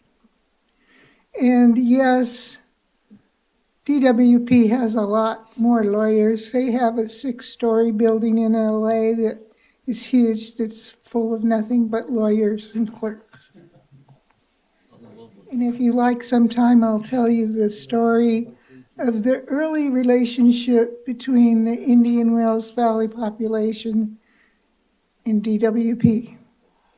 Tim, did you have something before I close this? You look. Well, just a different spin on this maybe to throw out there is, so it's complicated doing projects with other partners, and some partners are more complicated than others. But You know, this is, these are drainages that are coming off the Sierra Nevada mountains. We know that the Sierra Nevada mountains, most of the recharge occurs along the mountain front, right?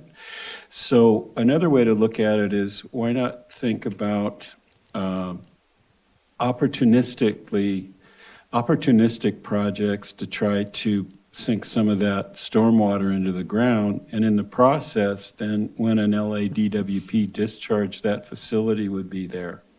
So it's a little different thinking about it. And it could be trying to put in facilities that are pretty cheap, and so not trying to build something real highly engineered, but, you know, I think there are ways to do that. I just wanted to throw that idea out there.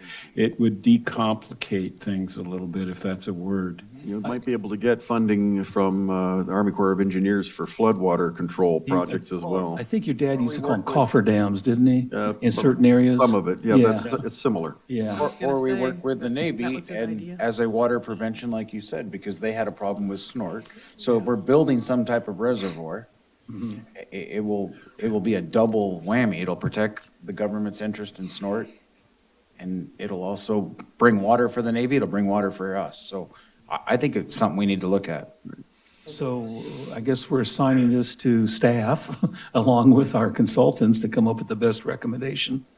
And, Just include that as one more alternative. Yep, oh, yeah, okay, yeah.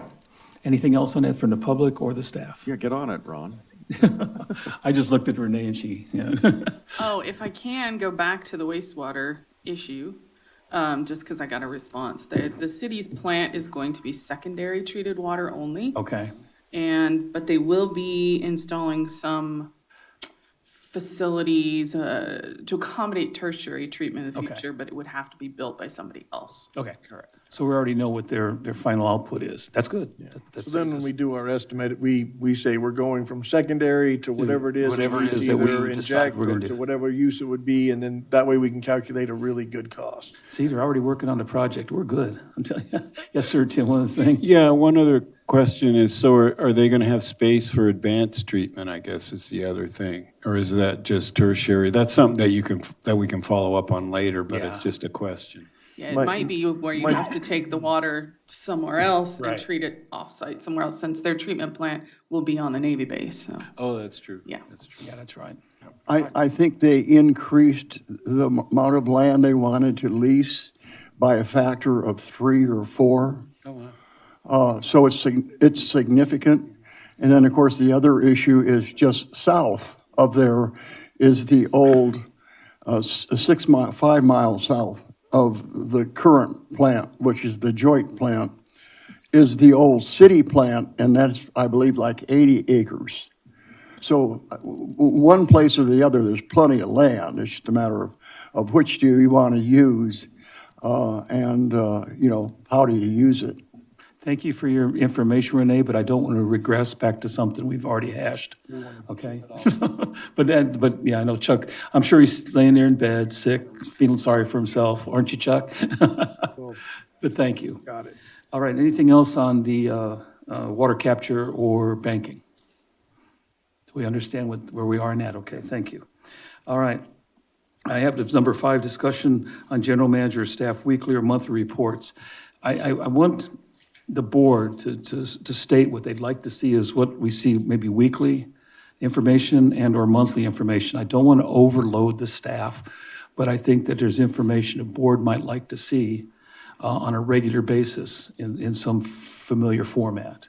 So I'll start with you, David, since you raised your pen. I only have one comment. The only report that I could see would do, that would be beneficial to enhance would be the general manager's report.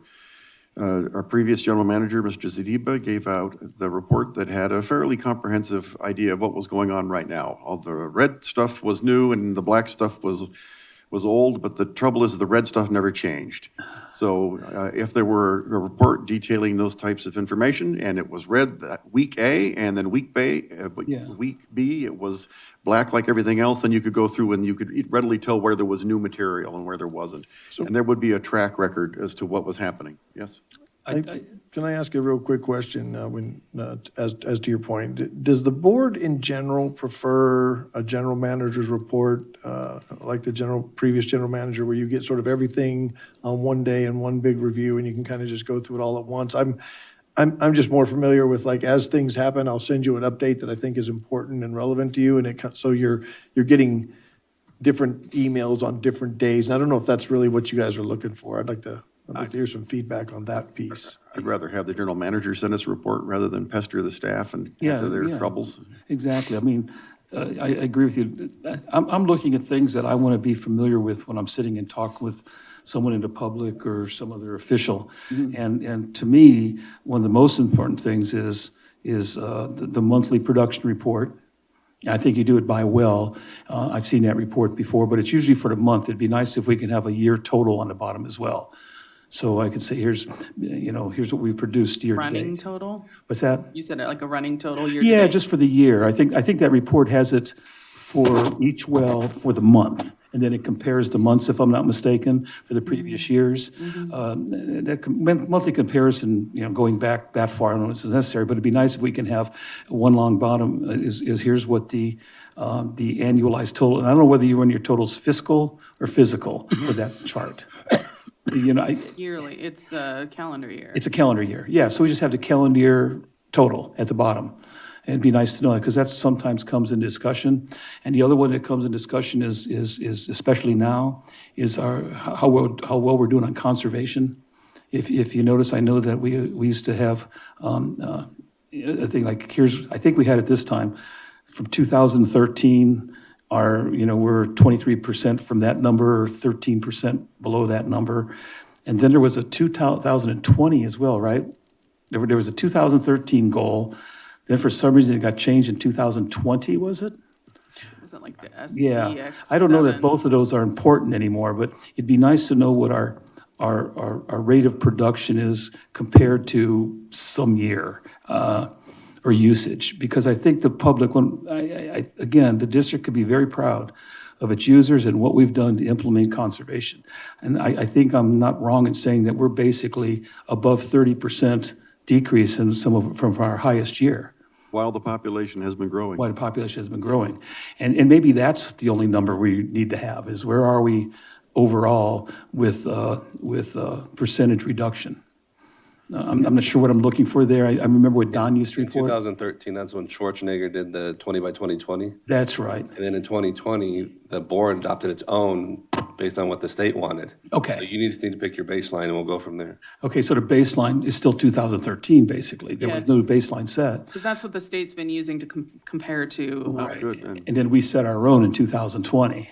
I think we ought to just go from the baseline. Yep. Yes, Chuck? I'm probably a little bit more simpler than that. So I guess I'm asking. I'm gonna keep do- it simple. Do we want that I don't need that every week. I mean, I No, think no. that's putting a burden on staff for a weekly report. That's a to do. monthly thing. That's a month. Okay. Yeah. Okay. What I would like to see is just hey, this is what's happening. Like we got an email after the GA meeting that I thought was informative to everybody. Right. Hey, here's a recap of what my take on was from the GA meeting. Or today we had an employee get hurt, just wanted to let you guys all let you all know. I like that kind of an update to let us know, hey, this is what's really going on here this week, instead of just all the numbers.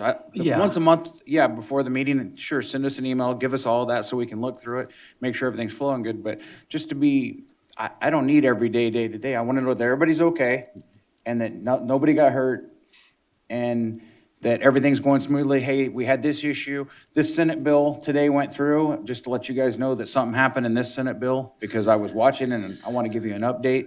So we're aware if somebody asks us a question, because I think things change every day. And so I would rather, if something big happens, send us an email and say, yeah, this happened. That's what I'd like. So we were getting a weekly report from the general manager, right? So that would be, here's the history, and here's what's new this week, and that would be in red, and if there was nothing new that week, there would be no red. And then there are emergency communications from the general managers, for example, somebody had been involved in an accident or what have you, right? Yeah. Okay. Yeah, sure. Yeah, and I want to, again, I want to keep it simple. I don't want to overburden. Nope. I think if there's things that a director needs to know, there's no reason he can't shoot George an email saying, hey, can you get this for me? Yeah, and one of the things I'll just say, this is a personal thing for me. Like, I like the email that Chuck mentioned. I really like to send emails out. If there's a GA meeting, I want to report on it right away. I don't want to wait till Monday because I'm going to forget half the stuff I thought that was important. It's, Right. to me, it's when you have a meeting, when something significant happens, even if it's a recurring thing like the GA meeting, I would prefer to send those reports while it's still fresh in my mind, because I think I get you better, more accurate information, and I'm not forgetting things. So that leads to less of a once a week, here's a whole summary of everything, but more to on Wednesday or Wednesday afternoon, I'm telling you what happened Wednesday morning, because I think it was important. And hopefully from a board perspective, that's still digestible. And then there will be the standard stuff. And I will say we had a fairly lengthy meeting among the staff, and there were a few things that we wanted to change about reporting that we think would be beneficial to the board. So for financials, instead of just a list of all the bills we paid, a pie chart. Hey, this is how much we spent on maintenance. This is how much we spent on personnel. This is how much we spent on consulting fees. And to give the board a better sense of like how the distribution of the money that we're spending, and then maybe some historical perspective of that. We thought that would give a more top level view. And Ty says, yeah, he could very easily generate that kind of stuff. Oh, go ahead if you have a comment. No, finish up. Yeah, and so we think we might propose some things that are more like pie charts that show this is how our overall budget is. And if we want to dig into like, hey, what's really in this slice of the pie? Let's say we decide, what are you really spending on maintenance or projects or contracts? But don't forget, we're basically approving a demand warrant register, whatever we call it here, for payment. So when we approve payment, we're approving payment for those individuals. So it's imperative that at least the finance committee see that and approve payment to those. Yeah, and we think that could be handled at the finance committee. And then so Right. what happens is the finance committee comes and says, we approve, and it'll still be in the board Right. package, the list of individual ones. Right. But then when we do the monthly board meeting, you get a pie chart and you get to look at trend analysis, like, hey, we're spending more on projects, or we're spending more on this, or we see this part of our budget is being impacted. We think that might be something that you guys might find useful. That's kind of the way we did it in some of my previous jobs, because that way you can get a sense of the distribution of how we spend our money. Okay. Stan? I think the current diagrams that come out with the finance report were based upon something that Peter Brown wanted like 20 years yeah. ago. And quite frankly, it never really did a whole lot for me.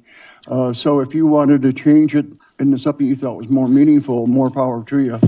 Yeah, and I think we're going to rely on Ty to come up with something. He's got some ideas. Yeah, well, actually, I think Ty probably knows more what's important than Peter did, quite frankly. So another thought is that the weekly highlights that we used to get, my thought that was a conglomeration of something Don pulled from all of his department heads, and that Don didn't really do those reports, I hope, anyway, and that they were really nothing more than a summary of all the inputs from all of the lead people that he had, because otherwise it's a real waste of his time. And as far as I'm concerned, having those come out monthly rather than weekly, as long as we do get the instantaneous, important, small messages, it'd probably be more meaningful. Although I do like, and I think was pointed out by David, is the pumping, the monthly pumping numbers as well as the KPIs. But again, monthly is what they're currently coming out, and that's fine as far as I'm concerned. We don't need them more often. And the last comment I'll make is I kind of like to hope that what we are sent is not, unless it can be automated in a large detail, something that has to be created that's new, as opposed to a report that is already being utilized by the staff to archive for knowing what we're doing from year to year. To generate additional reports in a different format it seems to me to be just a waste of time. So as far as I'm concerned, if you've got an existing report, as long as it's understandable, I can use it. I mean, I don't need you to reformat something just for me.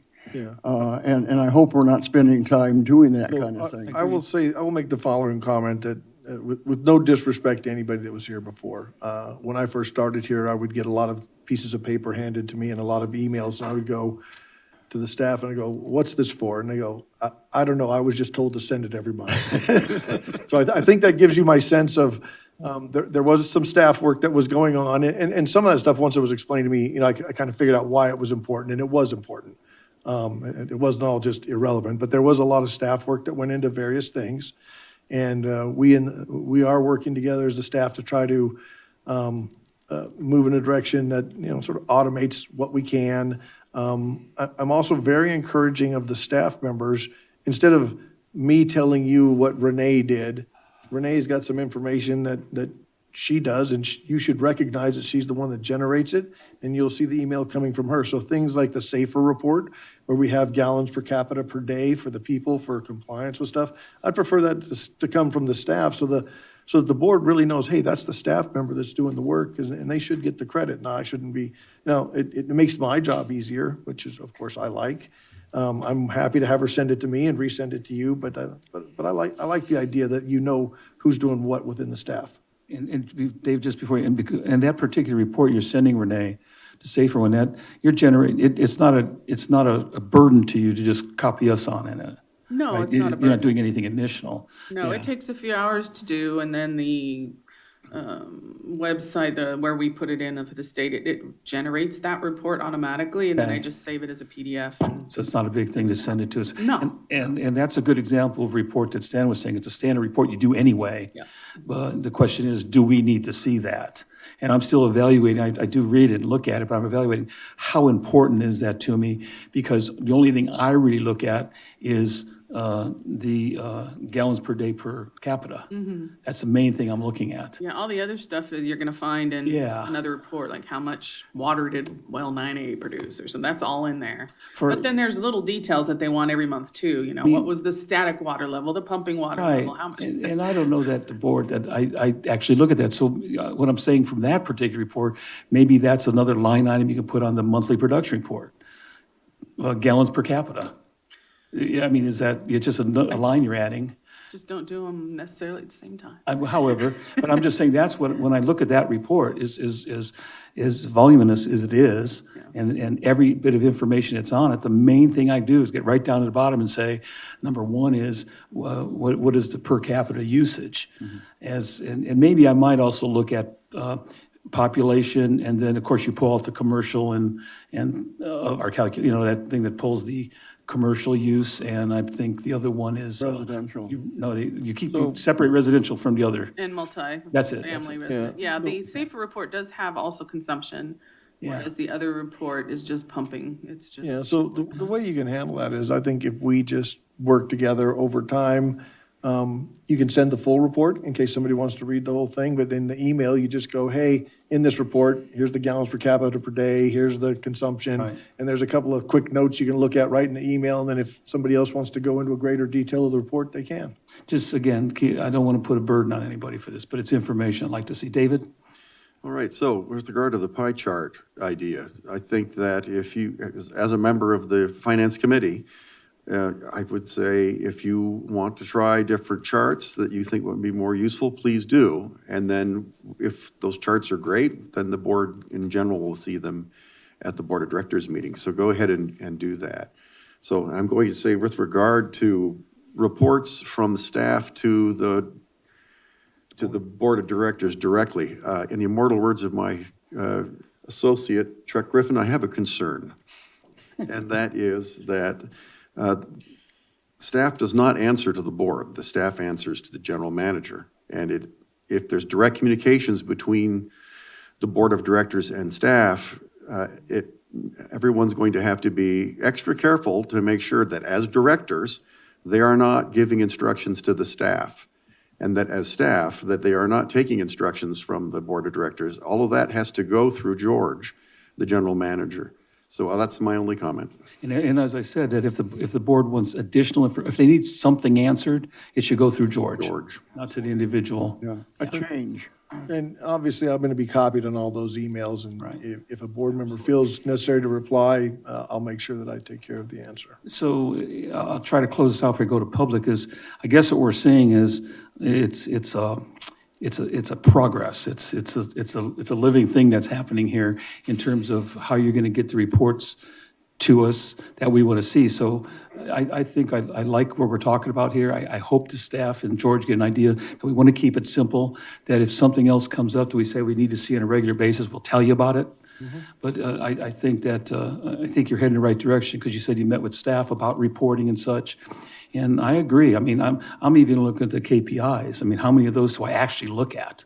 You know, what's important? It seems to me as a board member, what's important is the information that applies right now. That if I want to know that, what's the past history of accidents, or what's the past history, that's something I can ask George for, and you can pull it up. I don't know that, I know the KPIs come to me, I sort of glance at them, but I forget, how many graphs are there on there? 10, 15? I don't even know where those originated or how they started. It may be something internally that George might want to use to look at the performance of the district. That's up to him. I don't know if the KPIs are something I have to see. And that's a and good we example. talked about like maybe sending that, if it's not a lot of extra work to put it in, but there are certain ones, I think there were some that were just going to go away because regulatory things changed. I don't want to ties, I forget which one it was. Yeah, the unanticipated use. Yeah, so like that one's just going to go away. The amount of water saved into the No-DES program, we might report that once a year instead of every month. You know, there's some things where we can just maybe report it less frequently and just keep it in mind. We always, one of the things we also agreed upon is that it's always good to talk about Water Smart, because it's one of our great programs. And so we, just from a public perception, every time we get a chance, we should be advocating that. So we'll always be talking about that in the board, in our report, in our monthly meeting as well. And anything from the public on this? Because I will get ready to close it out. Nothing. No one's calling in today. Okay. Knock on wood.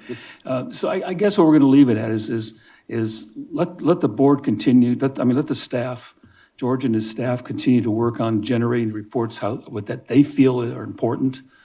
And then they could show, when we see them, we can decide, hey, we want to see this one regularly or not regularly. Again, keep it as simple as you can to the board. Just make sure we're updated on instantaneous, important information like Chuck talked about. And there's some long-term information.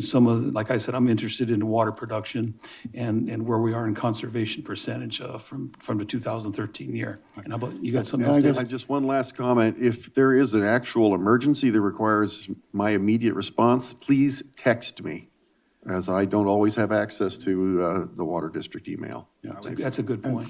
And relative to the water production, I'm also interested in how that's distributed between the residential, commercial, and whatever other quantities that we have to report to the state. Nothing new, but if we report it to the state, I'd like to see it. Isn't that on the SAFER report? Yeah, that's the That's on the safe- consumption part. That's sort of a deeper dive you can take into the SAFER report, and it's towards the end of the report, is that Yes. correct? Yeah. Well, it's page 2 of the KPIs. Okay, yeah, so what, I don't look at page 1 or 3 or 4, but, Yeah, but 2 actually has the detailed pumping reports, and I like to keep a track of the monthly, a 12-year average of the. You sound like a data analyst. You sound like a data analyst. I was for like 35 years, so it's hard to get out of that mode. I know. Is there anything else from the public or? well, I just want to say thanks to the board for the constructive and great feedback on this one, because it really is going to help us move ahead in a better way, more efficient. So thank you. And I think in your presentation that you're going to be doing on the goals and all, I think you touch on the KPIs, don't you, in your overheads? So if we have to say something more, then we can about those or what they look like. So we're nearly 2 hours in. Do we want to take a 10-minute break? Yes. And start again at 11 and see whether we can finish up? Is that going to give you enough time, George, you and the staff? 2 hours? So my question would be, we have one more special topic, and then we go into sort of the 2 minutes for, do we want to just, Oh, you want number 6? Yeah, we could do the if special we just topic. did 6, then we would take a nice clean break, Okay, and then let's- it would mostly be staff reports going fairly quickly after that. Yeah, and what 6 about, and I asked that one to be on here, is that we go ahead and put priorities on where we want to direct staff, engineering, consultants, and George on these projects we've spoken about. And obviously, if I had to list them, was wastewater is one, the injection wells or percolation ponds, I guess we can leave it like that, but that's in injection wells, possible working with LADWP. We have the El Paso Basin Study and Usage, which I don't want to get in a big discussion about unless Chuck Griffin does, because I know that's been one of his pet projects. No, I just want to state my order would be Okay. the ponds. I think that's the low-lying fruit that I think we're missing. I think we can do it relatively inexpensively and look at some shallow dry wells to encourage percolation. Okay. I think that should be one thing, that it's a low-lying fruit, as David mentioned, and then the wastewater, and then El Paso. Wastewater 3, El Paso. One thing we haven't talked about is, there was an effort about a year ago after we found out that we had a failure of our 30-inch line to go in and inspect all of our pipelines to see if there wasn't going to be any more surprises. And apparently the equipment that's needed to do that isn't yet available. But I guess I want to make sure that we don't just let that slip through the crack, because if my feeling is, as soon as the equipment and the contractor that we had identified to do that is able to do it, inspecting all of our existing lines so that we don't have any more surprises. It's more of a maintenance thing rather than it's not in the same vein as what we've got here, but it's still, I think, something that is important and that we need to keep that I don't in disagree. the forefront. But I think you're right, that's part of an engineering and operations thing that they would look at in their preventive maintenance. And I'm hoping that is looked down the line as a regular thing, rather than as a special type project. Yeah, we're gonna look at seeing how we can fit it into next year's operations. You already are budget. talking about that. Yeah. So maybe we'll discuss that in your guys' update when you give us your. Yeah. Yeah, in one of our committee meetings, we said we're going to put it in the next year's budget. So that's fine. I just want to make sure it's somewhere. We also have, do we want to somehow prioritize electrical vehicle usage? No, I'd stick with the list you have here. You don't want to put that in there Not right. until we know more about it? No. Okay. I couldn't agree more with Okay, all right. Yes, sir. David.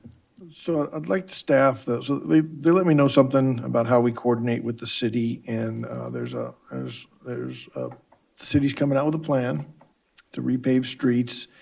Apparently, if we don't get in and replace certain pipelines before they repave those streets, it becomes enormously expensive for us, because we cut up new asphalt, and it was, what were the numbers they were throwing around to do these asphalt patches? It's a $5,000 cut fee.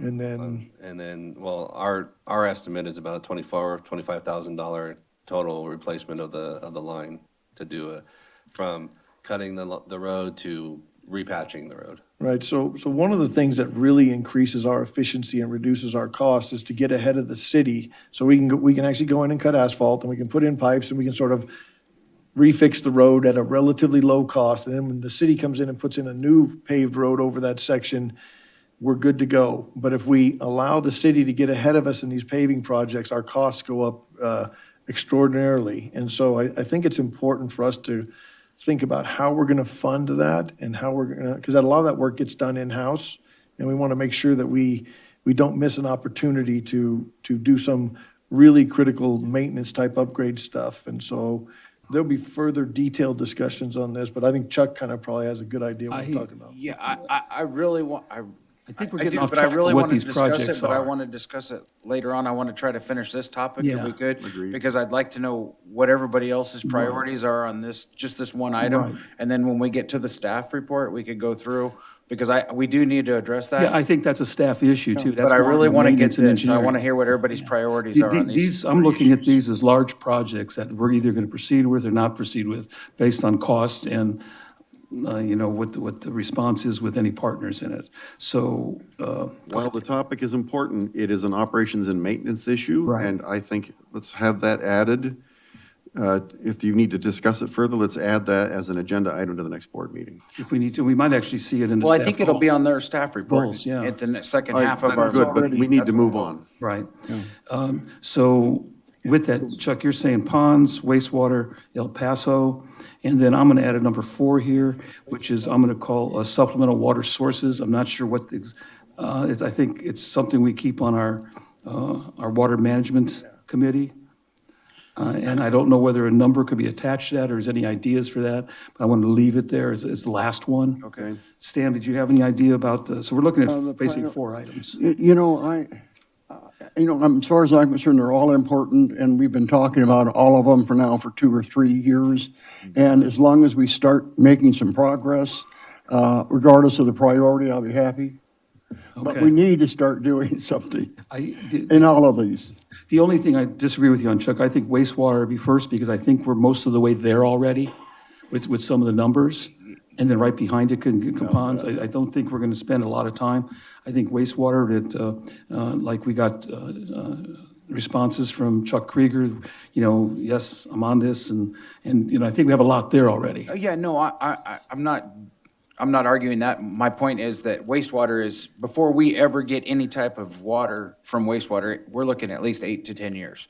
By the time they get a plant built, we get everything done, and we start doing that. So I'm just saying that we need to focus on wastewater, but I believe we could actually have a plan in effect before summer of this year. If we got on the ball, we could actually maybe get some water this year. Don't forget what we're asking here is not a priority when we're going to do the projects or how or where they prioritize.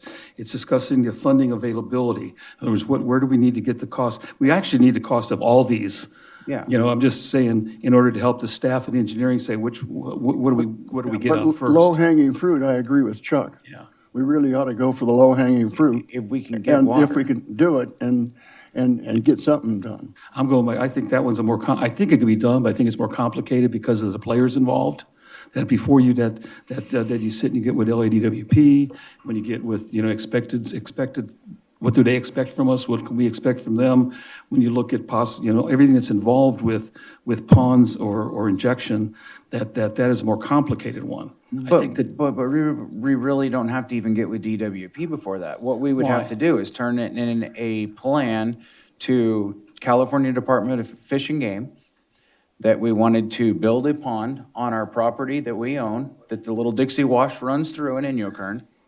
And we were gonna build a pond, and we could be getting that all started where we could go through any environmental issues we had, and we could build a reservoir on that property, and then drill a shallow dry well, and we could actually catch that water if it was released next summer. Real easy if we started on it, but what happened last year was we tried building just little basins, and we couldn't even get through the permitting process because we didn't get out there to request the permits soon enough.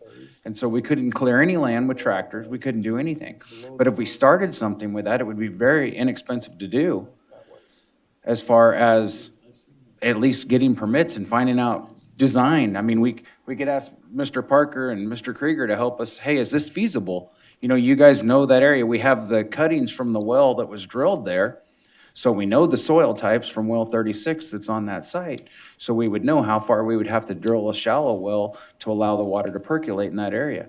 And that's right in the middle of our pumping zone. So Are you referring to the well 36 site or the one south of? maybe south of like that. the- I guess it Used would to be the Watkins property? the Watkins property, Okay. yeah. And I tend to agree with Stan, they're all priority.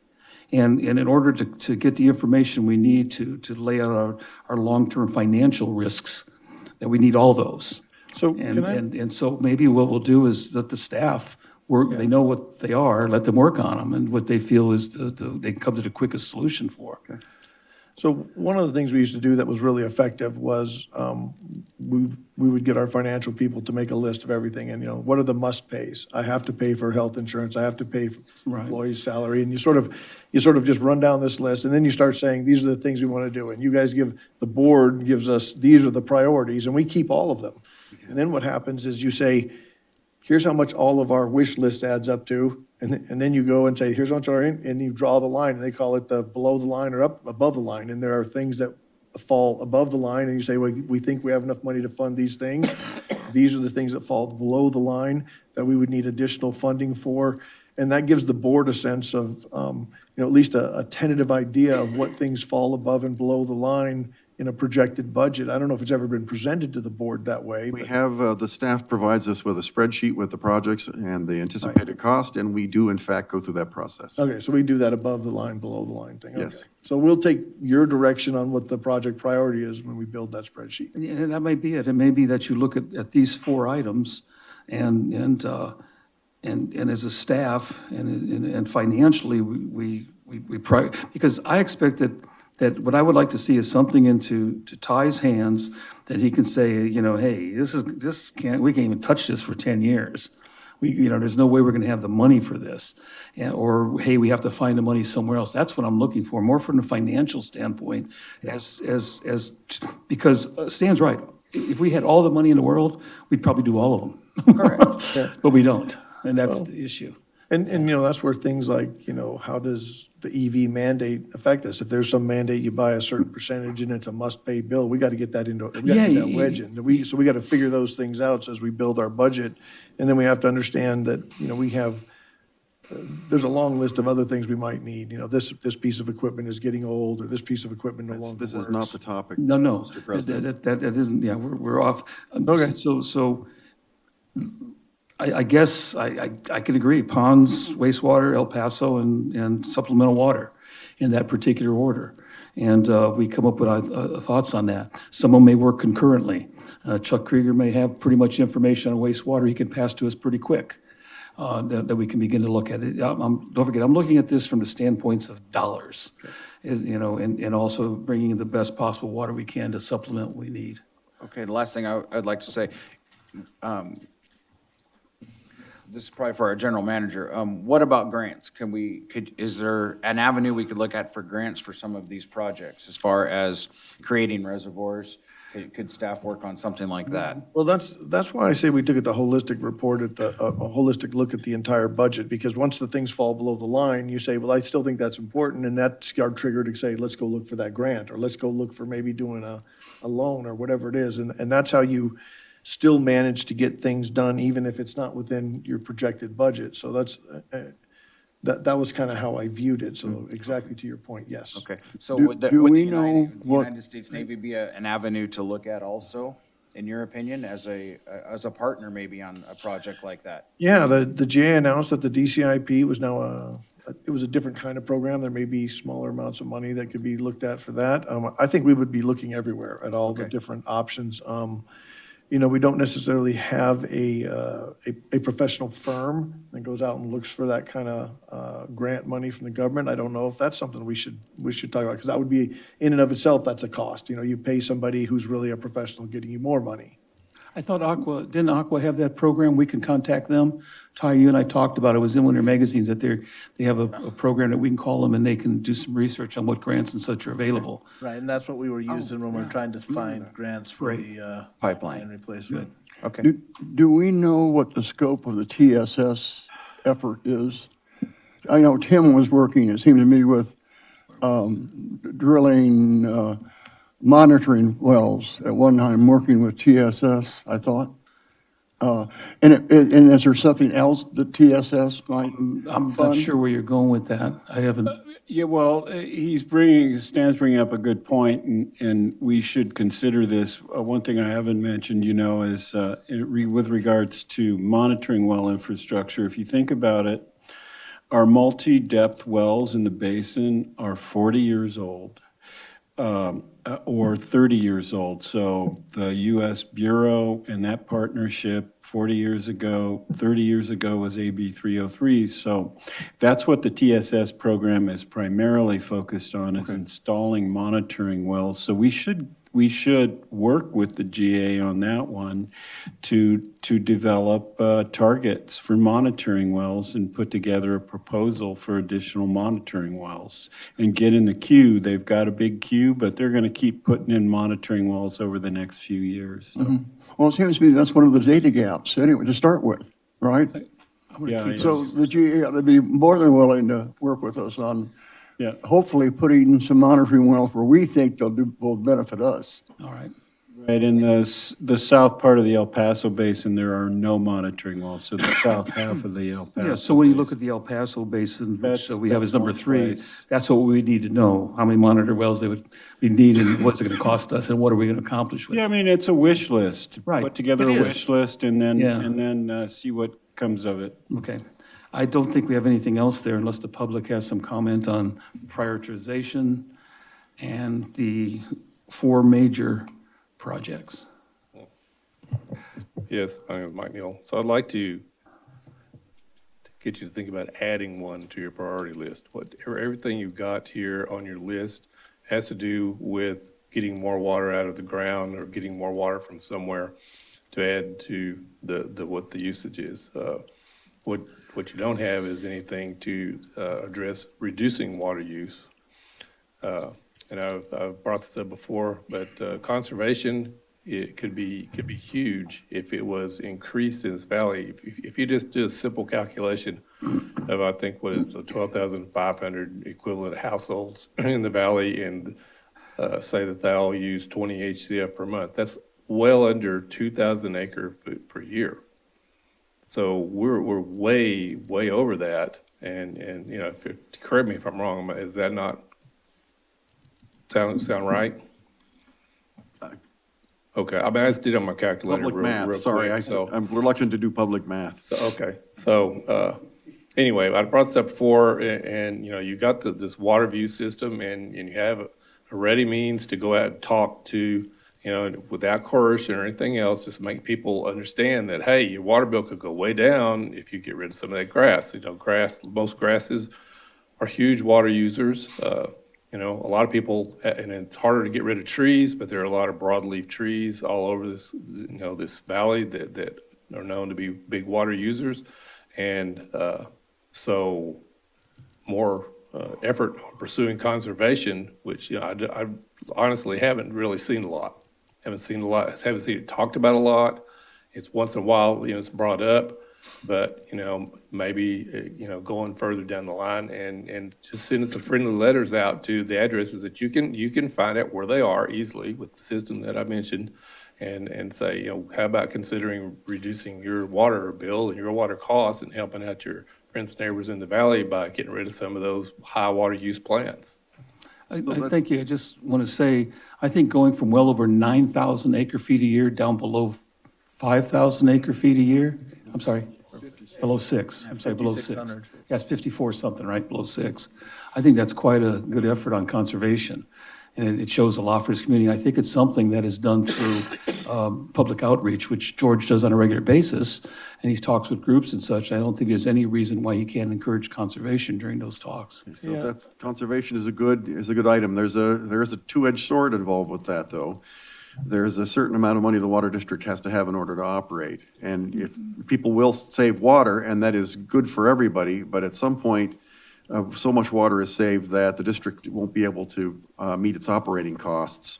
And so the fixed rate would have to go up. So that's just a consideration. Thank you for that. I absolutely agree, though. You're right about that. There was just an article in Aqua about that, where a lot of water districts are encouraging conservation, just like we are, and they're finding out they're in a position where fixed costs need to go up because water usage is going down, and they're having to do a big public outreach and having people understand why their fixed rates are going up. Where they might save money through conservation, though, is by the avoidance of major multi-$100 million projects to address the imbalance.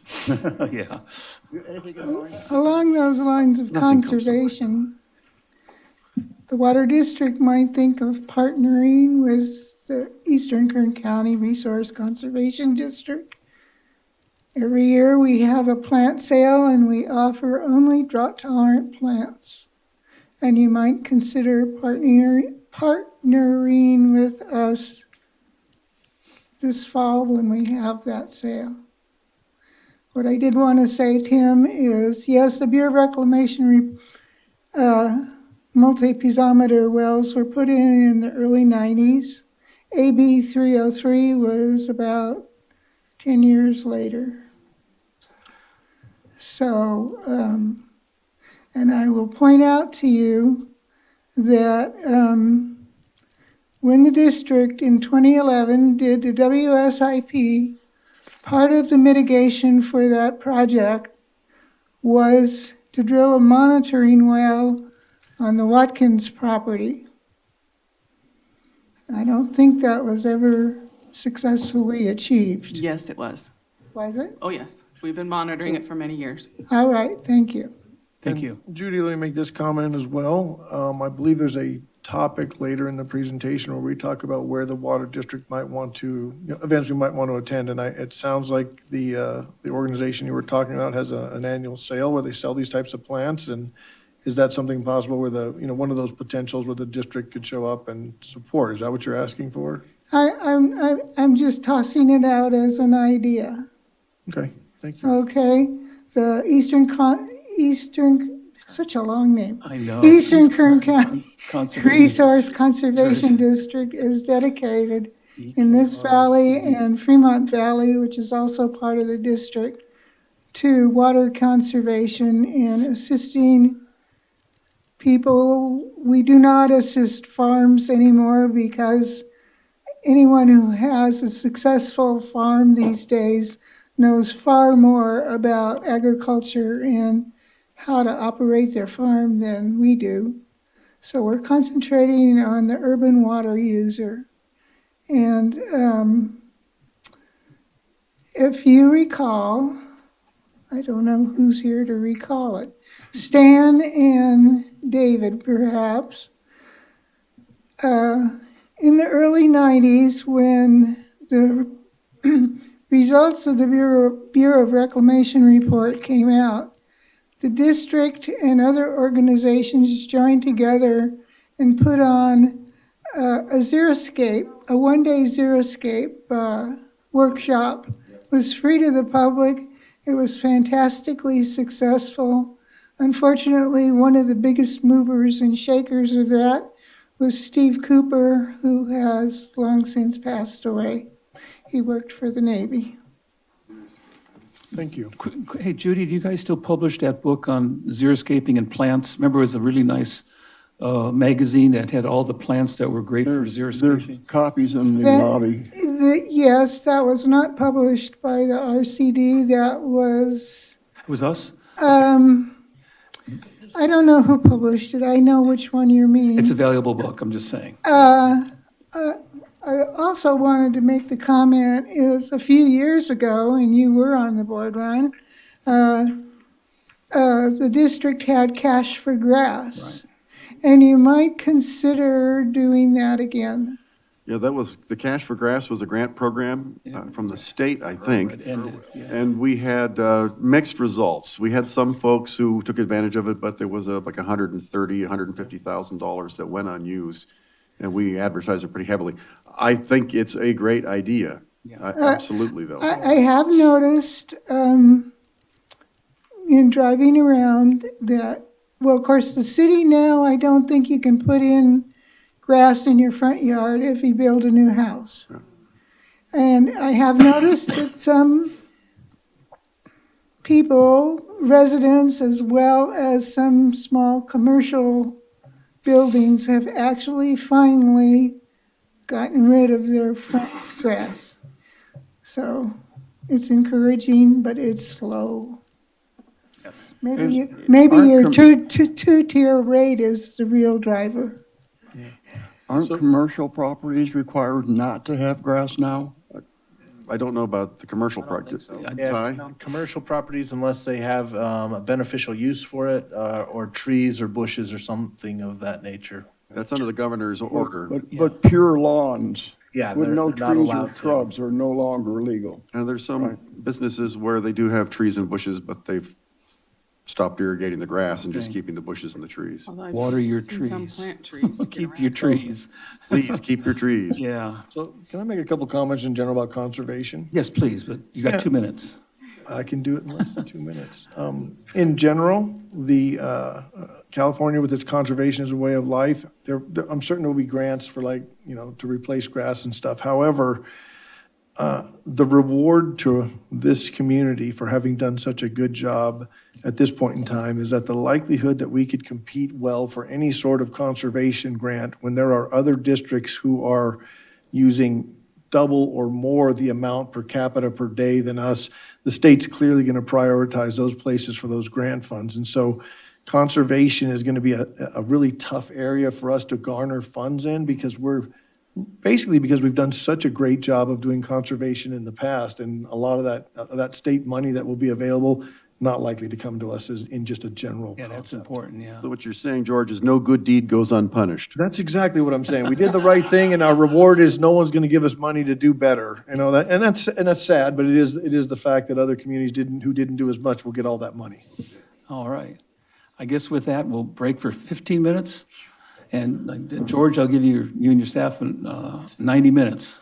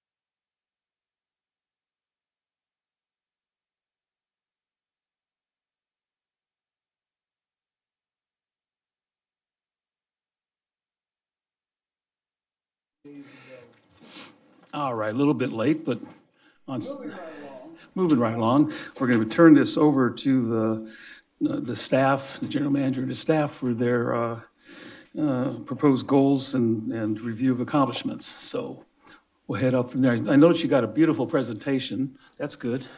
All right, take it away, George. Oh, next slide.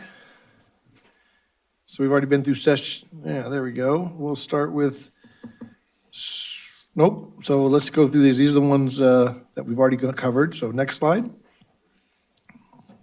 Next slide. Next slide. Next slide. Next slide.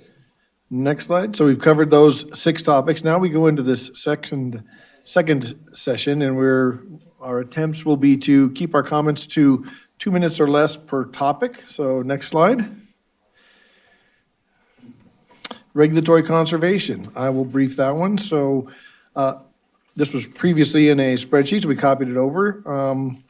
It's an ongoing one, and it's, this is achieve the cumulative monthly 20% reduction in consumption compared to baseline year of 2013.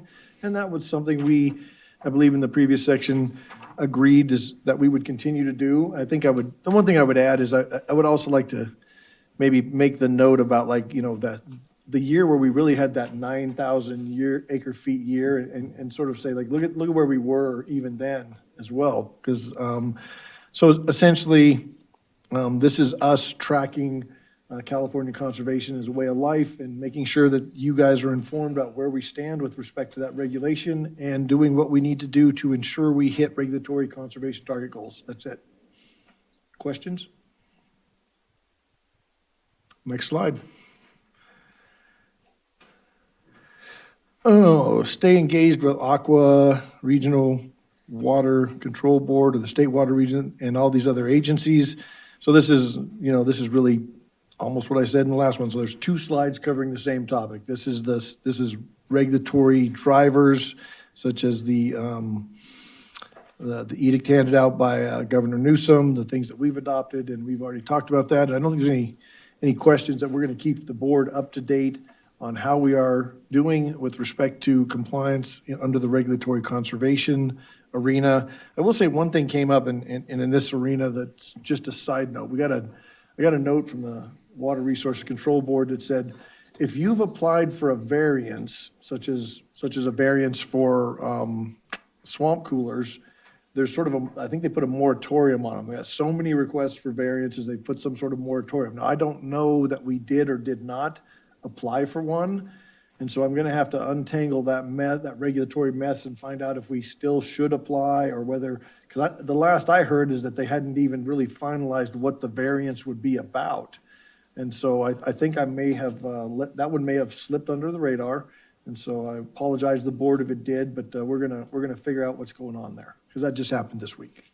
I thought that they started with a very complex system for any variance for swamp coolers, and then they did away with lots and lots of the crap that we would never be able to calculate or do, and they had simplified it. But then after that, I lost track of where they were going. Yeah, you are correct, and I would like to hope that we didn't, in fact, they didn't finalize on something and then we missed some sort of deadline, because all I got was a note from them saying wow, we got all these exemption requests. We're gonna have to ask you to put those on hold because we don't have the people to process them. Jason, you had some? Well, the simplification process, rather than doing every swamp cooler in the valley, you can do a sample size, so 10% of the district. We have to get, it's still a lot, but it's 10% of our customers, and go out and see what they use, and then just kind of extrapolate that data out and say it applies to everybody. So we'll. Well, is it a doable thing, though? I mean, to start with, it was totally, it was something that the advantage of doing it there was no benefit. It seems to me that the detriment outweighed any benefit there was. And so we sort of poo-pooed it, and then they simplified it, and we still, So Is it now doable, what they're asking us to do? Stan, I have not seen what the submission requirements are for the exemption. Jason, have you seen the actual requirements of what needs to be submitted or the forms or? I haven't seen the forms. I just see the overall guidelines of how to do it. So I think the answer to your question is it's probably relatively low on our priority list because we're so well in compliance with the early standards. We're gonna we may need a variance as we move into 2035 and 2040, but not now. I'd still recommend we get the variance information together as quickly as possible. Oh, yeah. I don't trust the state.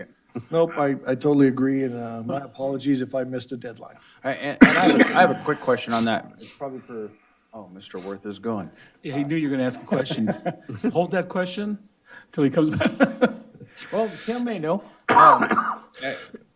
Tim, through a comprehensive adjudication, if we reached agreement, or through a basin mandated by Sigma, and we have an allotment or a usage allowance, how would that work? Are we not being double regulated by the state if that is the case?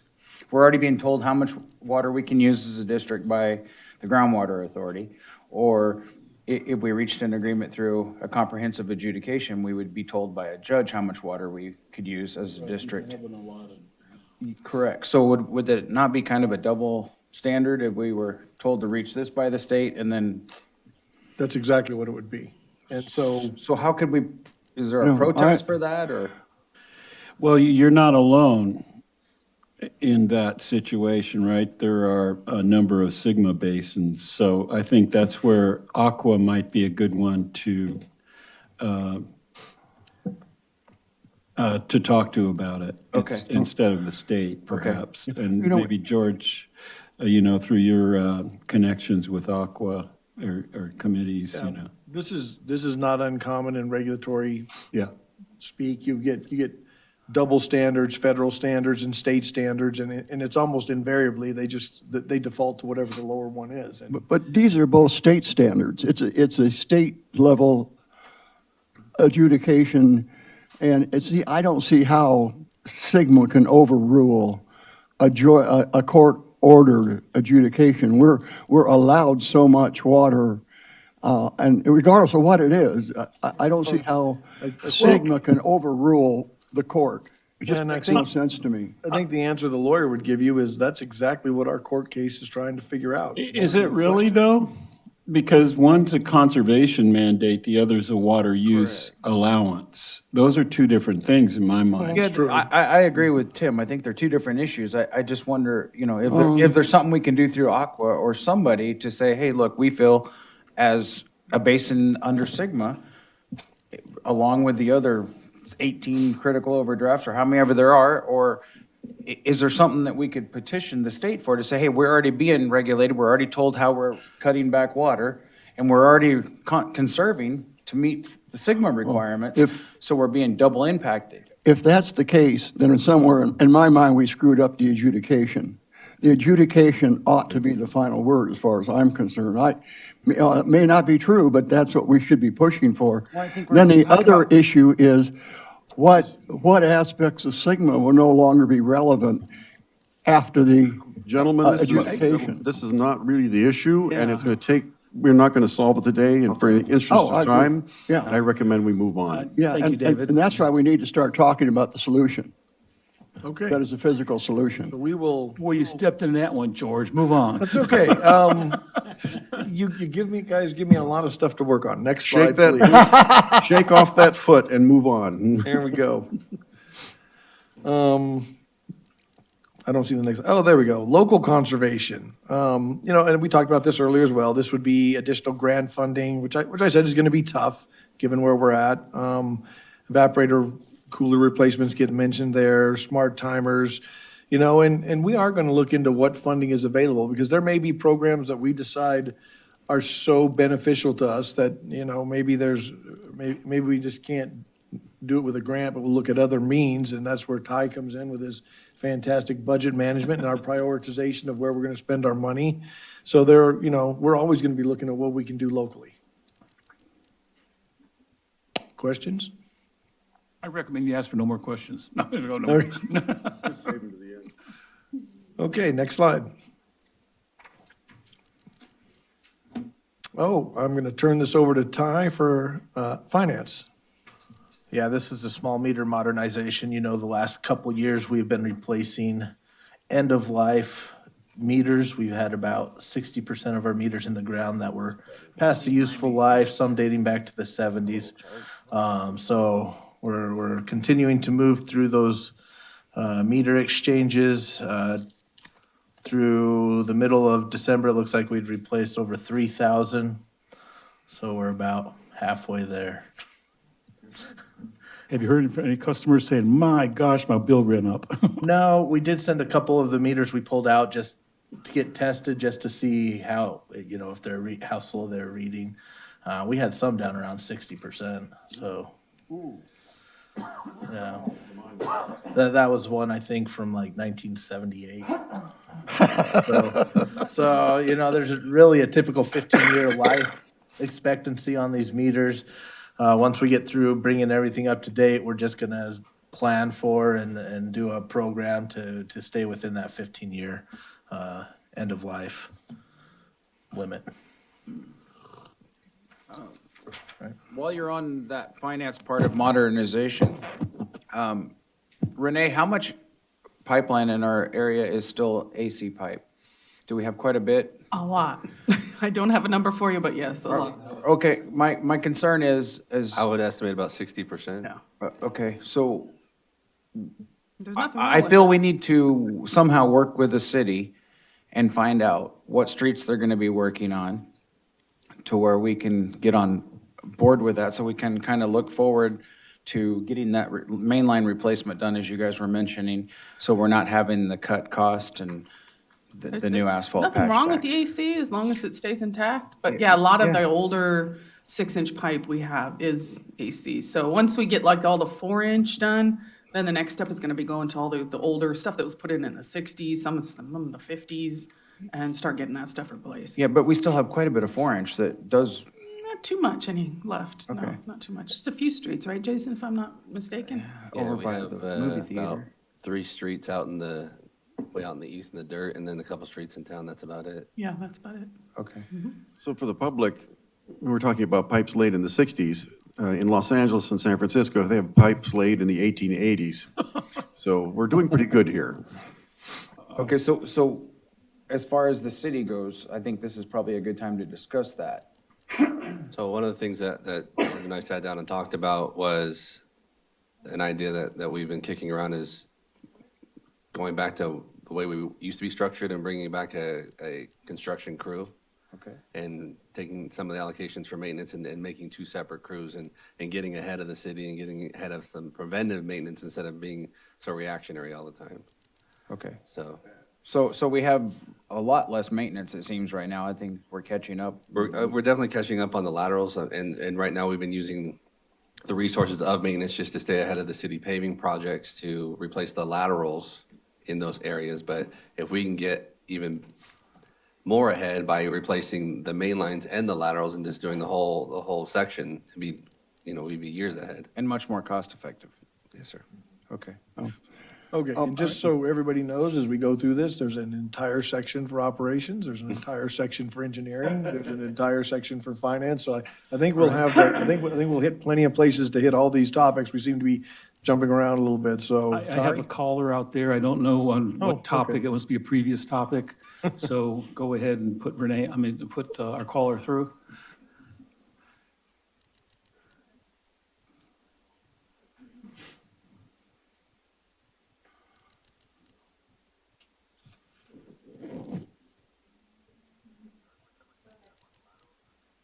Still shows holding. Okay, Is the caller there? yes. Okay. State your name, please. Renee West Lusk. Yes, Renee. Yeah, I have a question on the meters that Ty Stahili was talking about. When were those meters starting to be changed out? They're for residential customers, right? For residential, currently for residential, we started about 3 years ago. So, you didn't have to be home when they came to change the meter out, right? No, you don't need to be home. It's usually about a 15-minute job. We send out letters prior to going out so that the residents have advance notice that we'll be out there. Oh, you do send letters to every residential? Any of the impacted ones, yes. How do we know if our meter was changed out? If you call customer service, they can look that up. Other than that, if you got a letter. Okay. All right, thank you. If you pay really close attention to your bill, you'll notice the read that went from a high number down to a low number. I mean, that's another way to look. If you, like, if it was at 5,000 and now it's 0 again, when they change out the, Not the usage. no, not the usage, the actual read. So what changes on the bill if your meter was changed out? The read, it runs up, it's cumulative, so if they change it out, then it goes back, it starts over again with the new meter. It's easier just to call customer service. Okay, okay. Thank you. All right, thank you. All righty, we're still on finance? Next slide. This one's done. Thank you. Last week. Next slide. Developed unclaimed check policy. This has kind of been in the queue for a while. Talking with the auditors during this last audit, there's a couple of changes that they would like to see in it. So I'm working on revising that policy, and then I'll send it to legal for review and hopefully have it here before July. These are checks, typically refund checks that we've sent out in the past, and then they go stale because someone, for whatever reason, doesn't redeem them, and then they stay on the books. This is how we get them off the books. So. Review the vehicle replacement policy and plan. That's something we've wanted to work on for a little bit. Now with the electric car or electric vehicle mandate, we've got some more work to do to really flesh out and develop this plan. I know we have George, myself, and Robert from Warehouse have a meeting scheduled, well, a webinar scheduled next week with the state to go over all those requirements and the whole program. So with that information, fleshing it out and developing a good comprehensive vehicle replacement policy.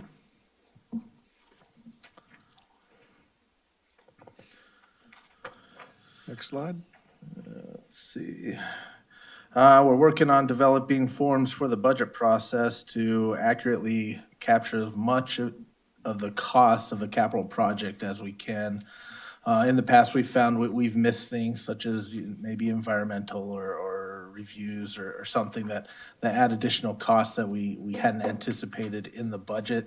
So we're trying to get together a form that just really is more specific and grabs all that information so we have a good budget for these projects as they come up.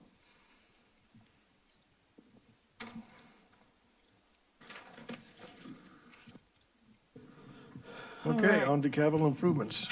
As you are well aware, we are out to bid to do the replacement for the Northwest Transmission Pipeline. This is the one that runs along Indian Road. Bids will be open next week, Thursday, the 18th at 2 o'clock. We expect award to go to the board in February. And I believe the tentative schedule was to have it done by the end of the summer. So there's going to be some time for, submittal reviews and procurement of materials and stuff that'll take a little time. And then for the funding for this project, you should all be aware, we have scheduled a special meeting next week, next Thursday at 3 o'clock to approve the district going out for that bond financing. Special board meeting? Yeah. Okay. It was going to be Wednesday. We were unable to get everyone scheduled, so it's Thursday. Thursday at 3. Yes. Thank you. That's the 18th. Yes. Thank you.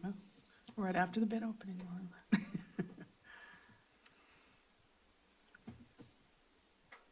All right. Now, we were talking about some of the other main lines that we do need to replace, but as you can understand, due to budget shortfalls, we've had to put things on hold. And that's unfortunate, because there are things that we do need to get done. Gold Canyon and Karen are two of those ones that are listed there that have 4-inch pipelines that we need to get replaced.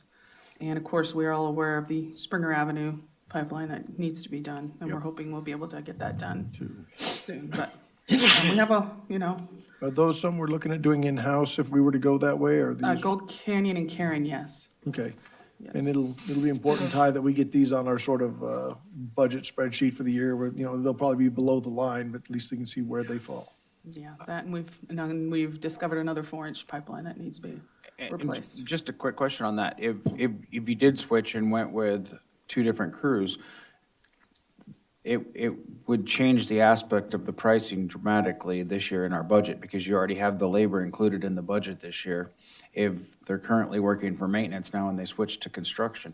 So would it just be the cost of the pipe, the materials, and then also the patchback, the slurry, would kind of be the excess that wouldn't be in budget? So could we incorporate that maybe into part of the cost of this pipeline that we're gonna be talking about funding, if we just required a little extra funding to where we could get those projects working concurrently through in-house staff so we could get those replaced?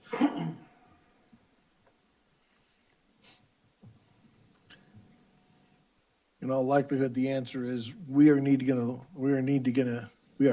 need to get ahead of the city with these type of things. Yes. And we need to find the money one way or another, even if we have to go out and, be creative about it in terms of getting loans or whatever. But it's going to pay us back in the long run, so. I was just asking Ty because. That's what I was What we questioning. It originally could had be in the bonded budget probably got reallocated to something with else. this other one and just, because it needs to be done, or we're gonna end up being in a position we're gonna be paying a lot more money. Yeah. And so if we could bond it now, I would rather see us look at doing that, at least, because the way I'm understanding, if you switch your crews around, we've already got the maintenance paid for, because it's already in our budget. The issue with bonding or even loans currently is the $7.5 million we're looking to bond is kind of at our debt capacity without any additional rate increases. Okay. So, In order to do some of the maintenance things that we really need to do, that may be the only solution is a rate increase, so we'll have to see. Okay.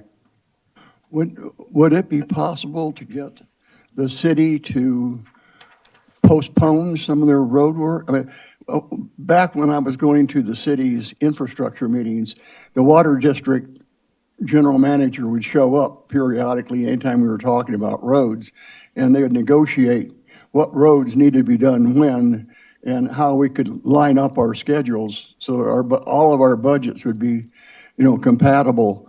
I was wondering, have we been working with the city to ensure that, because, I hate to see, if something needs to be done, it needs to be done, but if there's some leeway that the city has in working their road problem, it seems to me that we ought to try to work with the city to get them to work the roads that we've already got done as opposed to, or improved or maintained, rather than forcing us to go ahead and do maintenance that wasn't necessarily absolutely critical to us at that point in time. We have open communication with the city and try to negotiate where we're gonna be doing our work next, so yes. Okay, so you're working with them continually? But unfortunately, they probably have funds that they have to spend, so if they have grant funding, they've got to get that work done. Or their measure, yeah. Okay. It looks like we have a caller. I'm going to go ahead and take this. I assume it's on our subject. Caller? Are you there? Oh, on hold.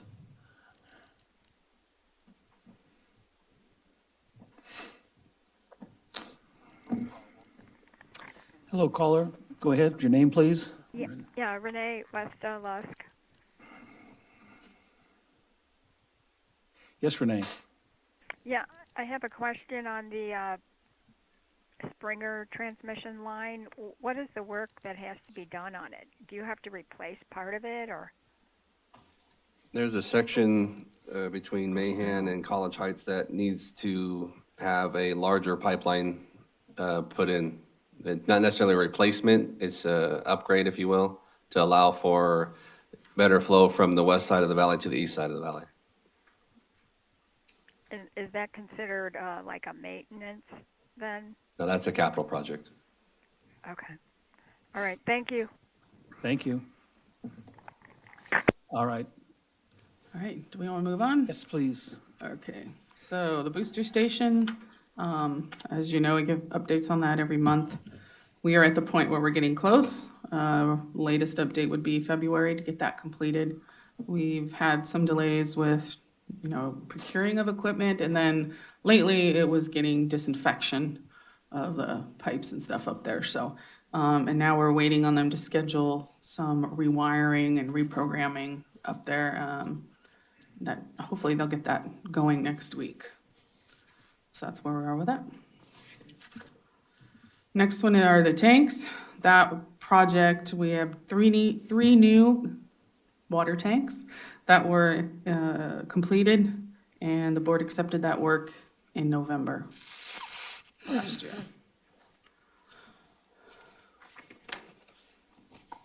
All right, so we're gonna move on to engineering. Temporary pavement replacement. This is our patching that we do. Right now, we still have OnStot under contract. So as soon as the weather gets warm again, enough for them to patch, they'll be finishing up a list that we gave them a couple months ago. And usually by the end of the spring, beginning of the summer, then we'll be ready to go out to bid again. Unless they can keep their prices, then I've discussed it with Jim, we can stay with, the contractor we have. And honestly, when we go out to bid, OnStot is the only bids we get. So if we can stick with them and they can keep their prices, then we don't have to go through that whole process again.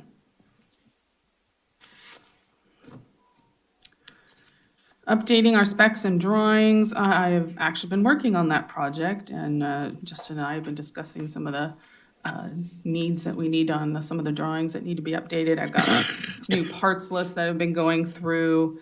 So we're working on that and hoping to get that done here in the next few months. It's been on the list for a while, and it's much needed. And part of that is also, I want to put together some procedures for people who want to, put in a new main line or put in a subdivision or something like that, so that they have some guidelines and procedures. I haven't done that part yet, but we are doing the permit part for construction. We do have that part done. And I added a new one, which is the consolidations that we are currently working on with Dune 3 and Hometown Water. Dune 3, I'll be having a meeting next week. We haven't had one in a few months, but the consultant that's working with the state on this now has a new contract, so they can start working on it again. We were trying to get some expedited funding for that project. The state came to us and said, hey, we've got this pot, can we get this done? But unfortunately, there were no changes to the contract that they would allow. And I think you remember we brought it to you and we were like, no, this is not acceptable.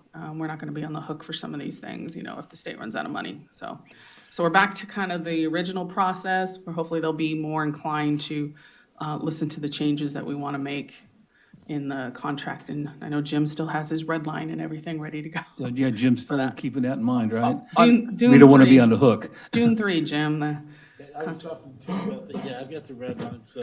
Okay.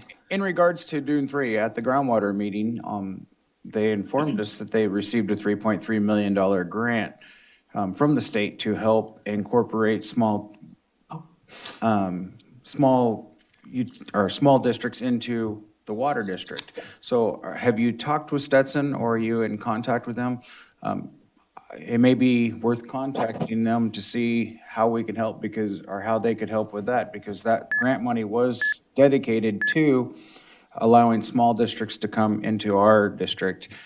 And I know it was $3.3 million that they received. Well, this will be a grant. This is what they're applying for. So this would be separate. This is a separate effort. As with Hometown, it's also a grant. It's a state revolving fund. I'll also say that if you took the time to read through all the details in the very long staff report, they've targeted that for Rademacher at this point tentatively. I think what'll happen is Ty and I have some time scheduled with the district to talk about financial stuff, and we will probably at that point at least bring up the topic of, if we cooperate on projects like this, how does that work financially, and what gets done, and prioritizing, and all those fun Yeah. things. That's good But- to know, but because Rademacher's- Rademacher, as far as I know, it intersects with Springer. Yeah, And Springer.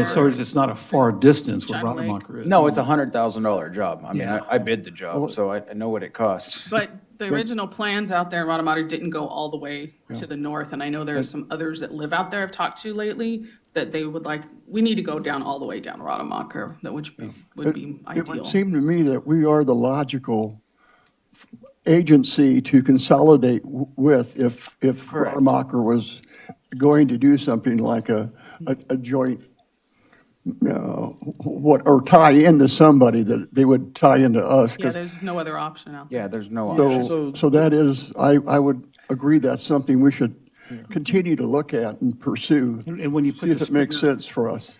When you put the Springer line in, you take that into account for potential branches off those areas? Yeah. Okay. Yeah.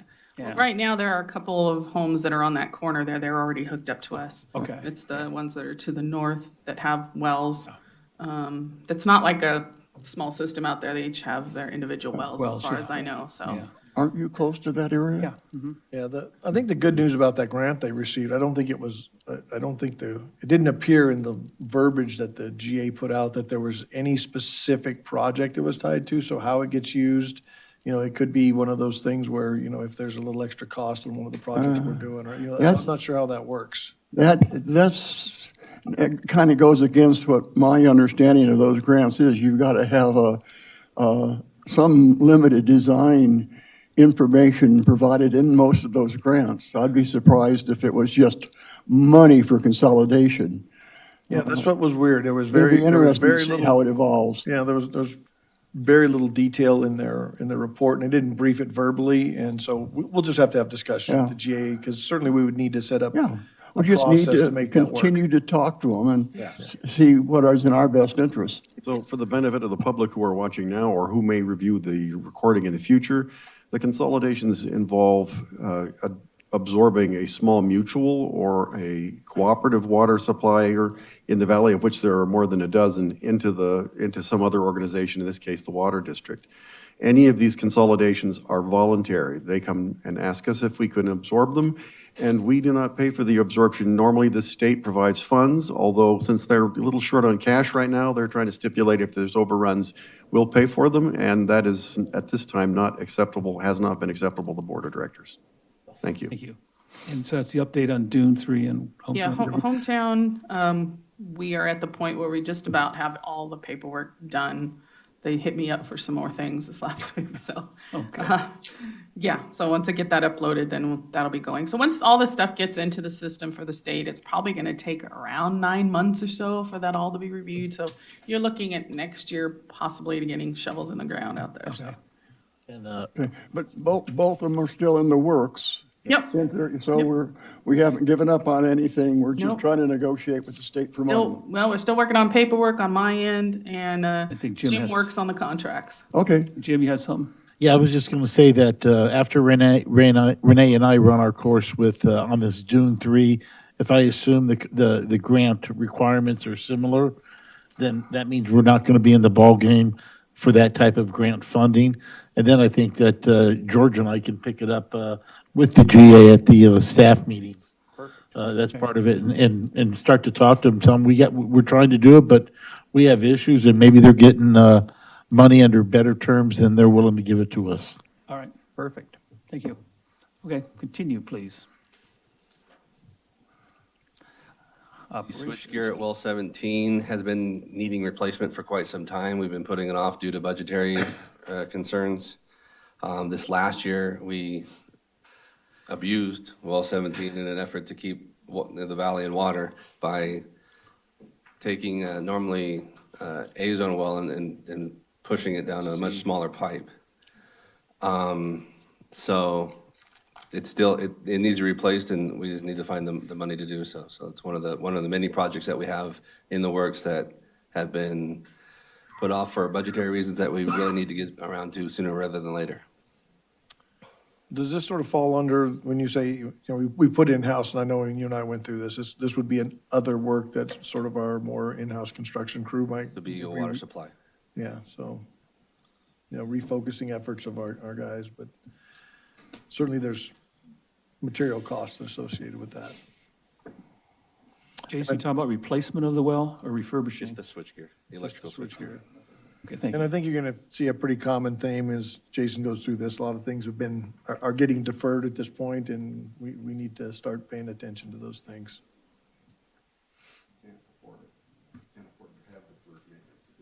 Yep. The effluent pumps at the arsenic plants, that's been put off, and not because of any budget reasons, but because of, well, one of the plants we didn't even run last year because of the replacement of the under drain. And we haven't seen any significant reduction in production on those pumps since we've gone to all stainless steel. I don't know if you recall, but originally the pumps showed significant wear in the impellers, and we tried out Scotch coated and stainless steel proved to be the better option. And since we've replaced all of them with stainless steel, they have not seen any loss of production.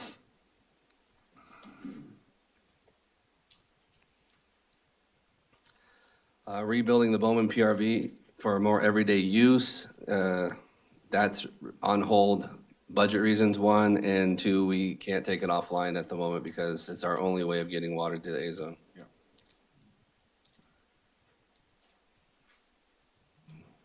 Next one. Installing atmosphere mag meters at all the well sites.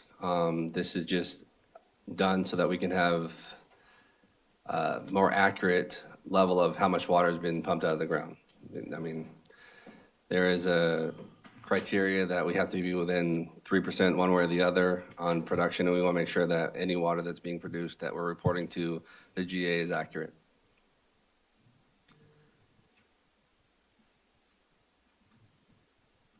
Test the emergency interties with both the Navy and the Searles Valley Minerals. That's been on hold several years with the Navy because of the valving on their side needing to be replaced. And then Searles, we haven't done that for a couple years because of the 30-inch failure. We don't want to expend any water. We've been working with the Navy and have included their new system along with the 30-inch replacement. So once we're done, they'll be able to hook up to it. So once the 30-inch is done, we can get back into the habit of testing these interties. Installation of automatic valve controls for wells 33, 18, 30, and 31. 18 is completed. The valves for 30 and 31, we have a lot of the wiring done, and we're just waiting for the ability to use the wells again before we finish the job. 33 was taken off because we've had some maintenance issues with that well, so we're not going to invest the time or money to do that project.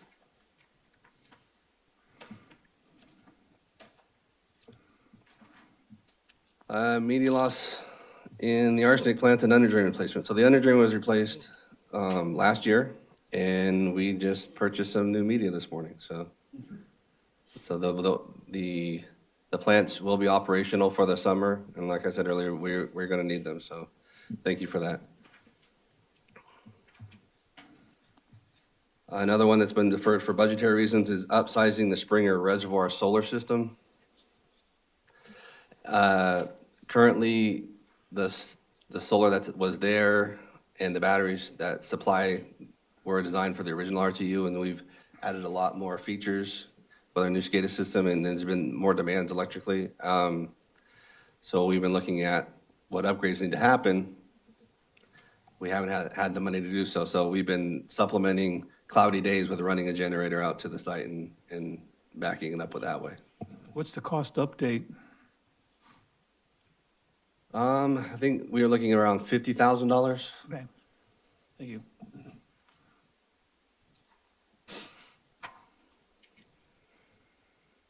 Rebuilding of the Ridgecrest Heights booster. again, another one that was deferred for budgetary reasons. That been needing replacement for several years. We've been putting it off, replacing the centrifugal pumps which slip with. Is it scheduled for next year? Okay.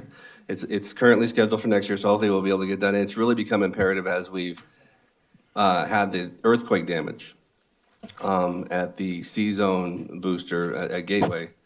And we really had to use the Richcrest Heights booster a lot more because of that. So it's been about 4.5 years since that, and we've abused it, and it's time to get it replaced. If something was to happen to it, We'd be in trouble. We have no water. we We don't have have no a way to get the water up replacement to or a the way house. around or anything. Not at the moment. I mean, when the new C-Zone booster is in place, we'll have it from the east side, but right now, it's really our only way to get water to C-Zone and College. Okay. Critical. Yes. And I will now turn it over to our local expert in the realm of information technology, Mr. Do Christopher we Camp. have one of those? Hello, Oh, there he everyone. is. He had a mask on. All right. So last year, we decommissioned one of 2 legacy domain controllers that had been online for over 10 years. We have one more to do, and our Windows network will be supported and up to date then.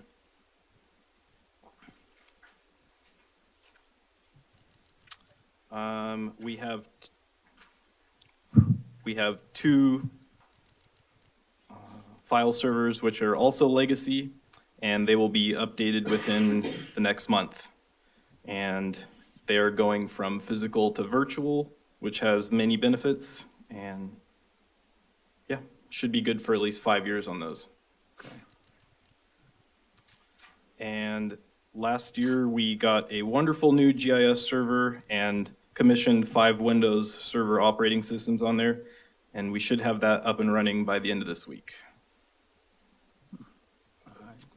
And we kind of have a mixed match of wireless access points, and we're going to go to a unified solution this year, have a single source. So that's it. Sure. I have a question. So give us a quick overview of, cybersecurity is such a big issue. It seems like we're doing a pretty good job. Occasionally I'll see that there was some sort of attack or some sort of attempted attack. Just give the board a sense of where we're at, how our technology is working real quick. So we are constantly trying to improve our cybersecurity footprint. We do have a really good firewall. We have a lot of user education going on, and yeah, we're doing the best we can. It's crazy cybersecurity wise out there, so. Yeah. So I think it's a critical thing. I mean, we all hear about the potential for cyber attacks on utility systems, and it's one of those things that it doesn't seem to be any sort of problems here, but we are in a high vulnerability area where lots of our enemies are looking at this area. So, thank you for what you do. And if I can jump on to what Chris is saying about cybersecurity, Chris does an excellent job in making sure the district is protected via the firewall.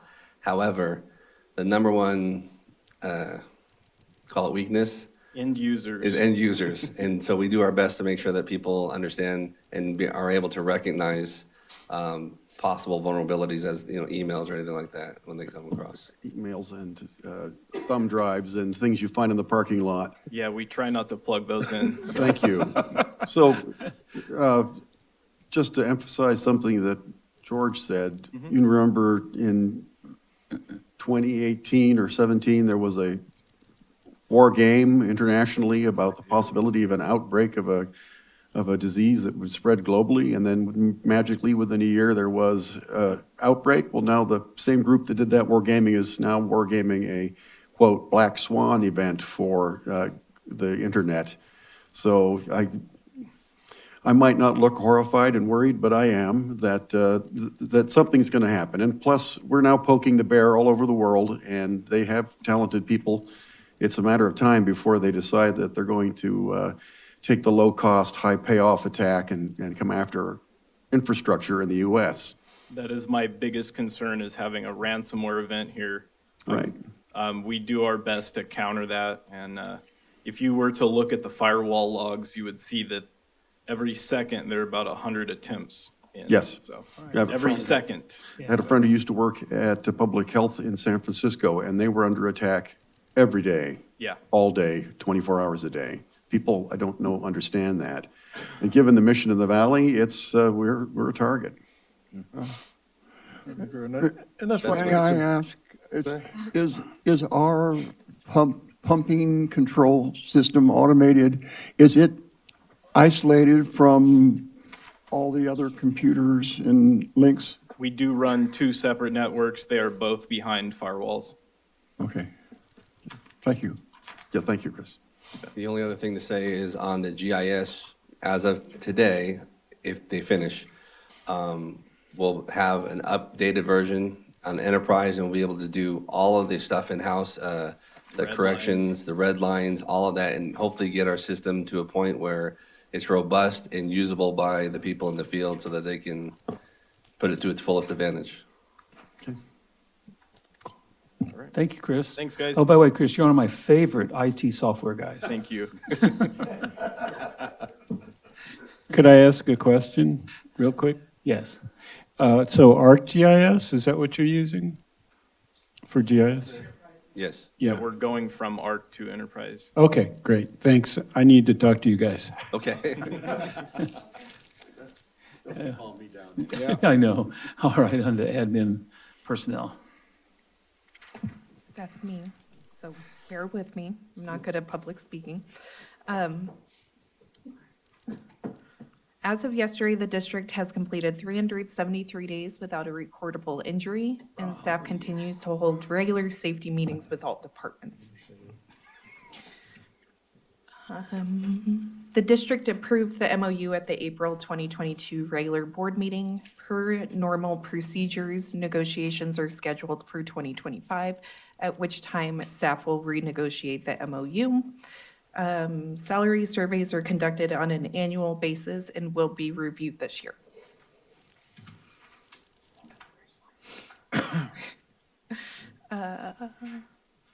This is not me.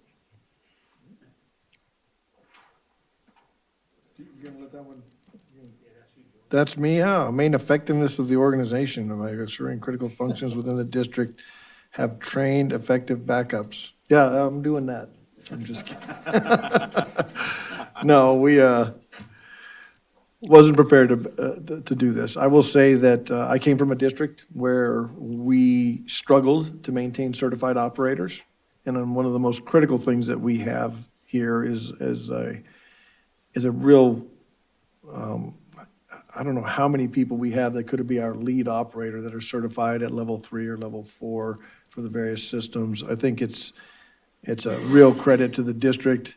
I think Jason could probably talk to how many we have. I think we're very fortunate in that respect. We're also fortunate that our fantastic IT guy has Jason as an IT background backing him up, and I see people helping each other every day, whether that's Lauren and Amber. And so I think the district has worked out all of these sort of methodologies to make sure everyone's covered in the event that we have something go wrong. And so I don't see any weaknesses there. I only see really talented people doing what they need to do to make sure that they're covered when they're gone and making sure other people understand what they're doing. The communication is great. So I take absolutely zero credit for all those great things that are going on. Thank you.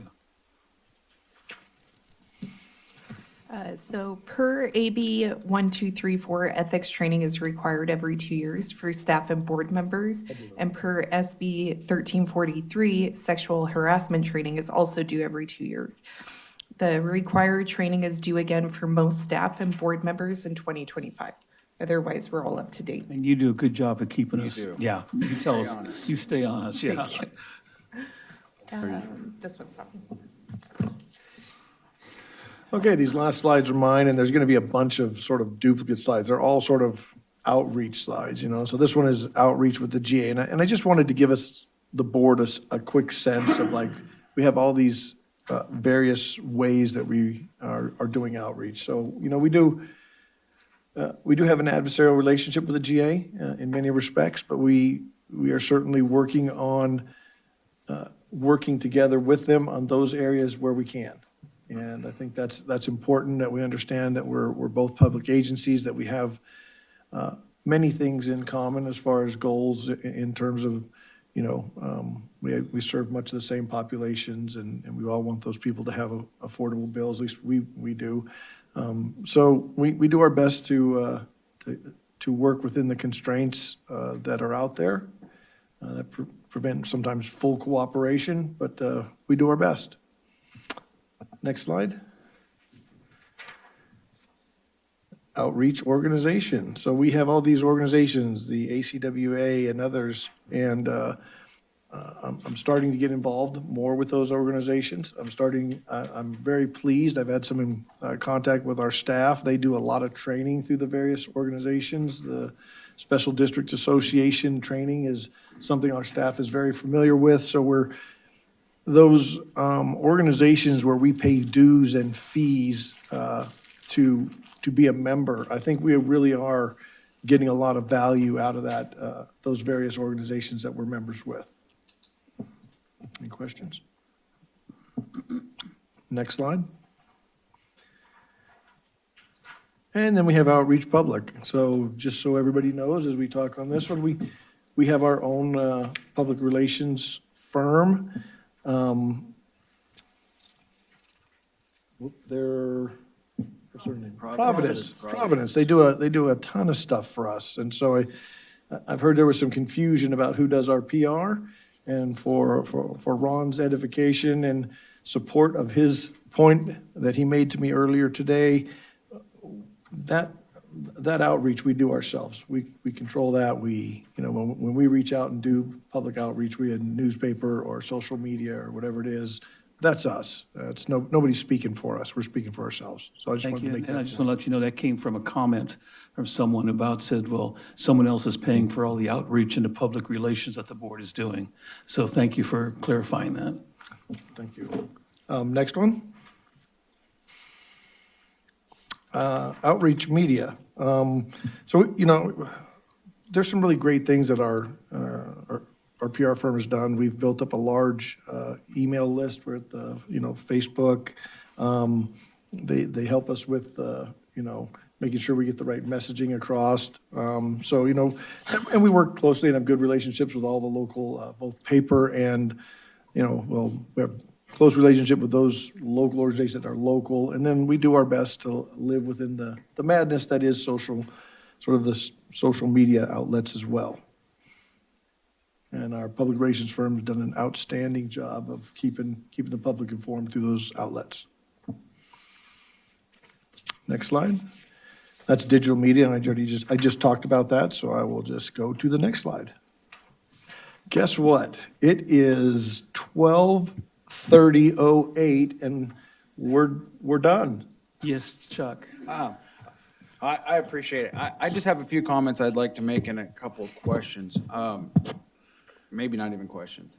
First, I want to say thank you, guys. I think this is really the first time it was done like this, where you guys each gave presentations, and I think you guys all did great. So I appreciate that everybody being involved, and it was nice to hear from each one of you. Secondly, my concern as a board member is seeing 5 or 6 pages of operations things that says due to budget constraints. We were hit with a pipeline break that detrimented, it's detrimental to us. We have to fix that pipeline, or we're not gonna be able to supply the town if another pipeline breaks. So it's critical to get that done, and I understand that. But I also understand we have to stay on top of everything that's going on, and we have to make sure that our staff understands that us as a board are going to give them the ability to make the district run smoothly. And David mentioned earlier that when the water conservation goes down so much that it affects our budget, that maybe it's time to look at it. And I think as a board, maybe it's time that we look at, I know we just did it, but we may have to do something different because people have conserved so much that our water usage is down, our budget's below use because of that, so we're not meeting our budget. We've overpaid the GA, which I understand, but that fee is being charged and we're paying on a set amount and we're not using that much water. So there's things that are happening, but I think it's time we as a board, we need to address fixing that problem for our staff so they can all come to work and comfortably know that, hey, we're gonna fix the problem that needs to be taken care of and our job's secure, and we're gonna handle it and then go home at night and lay down and rest instead of having to stress over a budget. I believe that's our job. Before I forget, I want to tee off on something you said. And I think that's what this year is almost all about. And I stressed at the beginning is budget, budget, budget, financial, financial, financial. You can see it from things that are delayed. I do want to ask Ty something is are we going to continue to pay the GA based on those estimates? Are you trying to even that out so we don't end up being owed so much? That's the discussion next week that we're going to Okay. have with the staff of the GA. I think there's an easy way to make it to where we don't overpay in any single year. That we don't overpay or underpay? Or Right, that we can true it up every single month, but that's a discussion we need to have with the GA and show them that there is a better way. I would hope they'd appreciate it, but I am concerned that like I said, our auditors want us to clean this up. Yeah, we'll It's also, essential that we do. that's the plan as well. Okay. Thank you. You had something, Stan? Mr. President, we had a GA staff call yesterday after the debrief, and one of the issues that we discussed was the need to meet to talk about the replenishment fee, the credit, potentially see if we can reach agreement on how much water the GA believes the district needs. We've never come to, and the GA acknowledges this, we've never come to a number that both the GA, I don't know if we've ever come to a number, certainly not one that we both agree upon that is going to be our ultimate use by 2050, which of course would be a driver for how much of the replenishment fees we're going to pay. So everybody's getting some stuff, both sides are going to get some information ready, and then we should be meeting with the GA within 2 or 3 weeks to start to hatch this out. Okay, my concern, well, the biggest thing is I don't want to put us in any kind of financial dilemma, if that's what you call it, because of audits, requirements for the credits and everything's going on here. I think that Ty's hitting on the head. We want to correct this such that anytime we're audited, it's not a big question mark, and that's the big goal. And that has been conveyed to the GA. Okay, good. Thank you.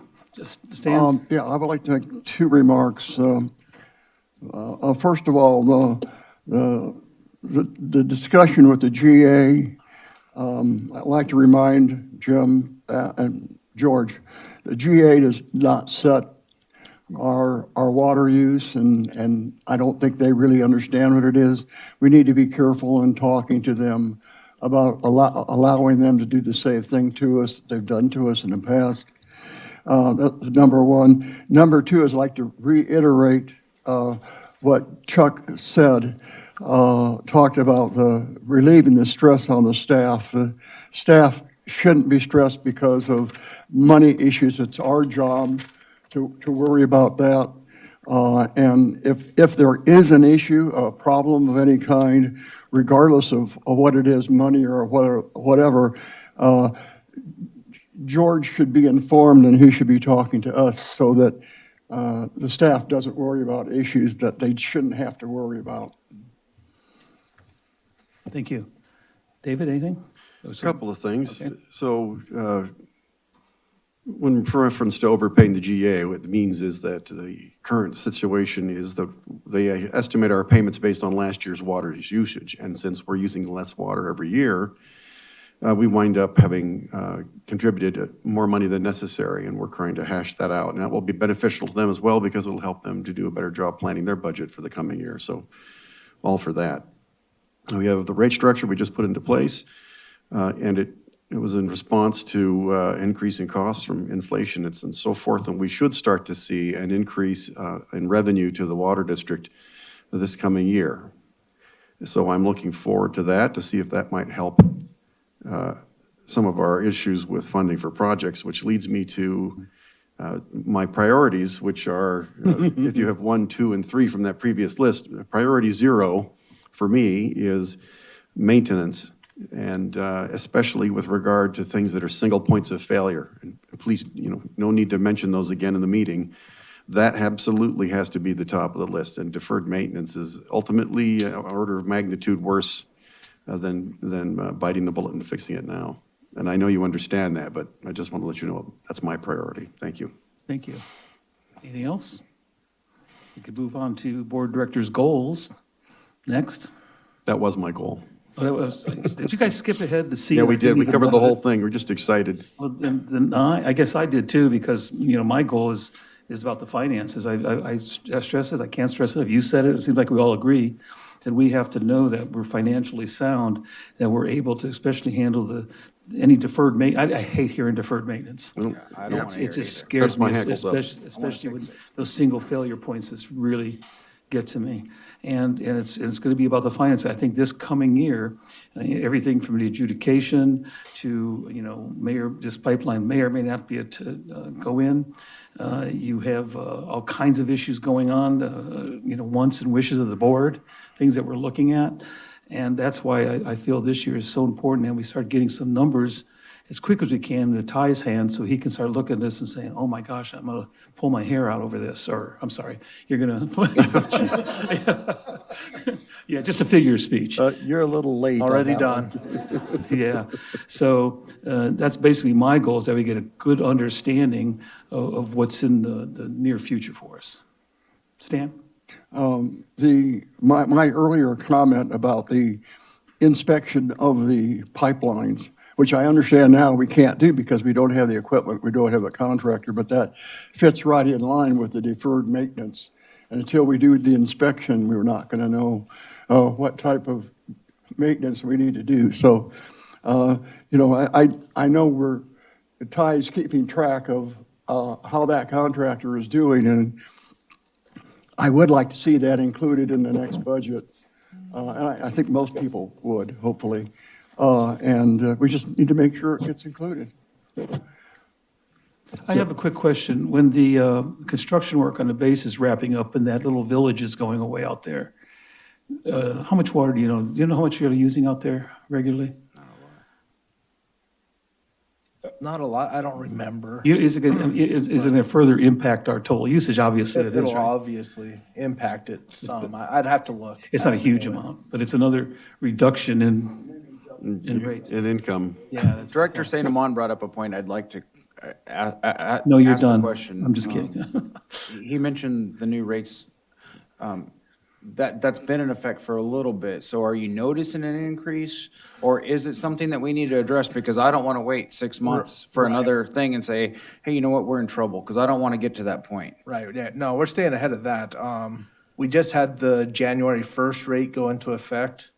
We're not all the way through January, so I'm not sure, that should be an 8% increase. Okay, so it should help us. It should help us, as well as the reduction in payments to the GA based on real-world pumping, so. Okay.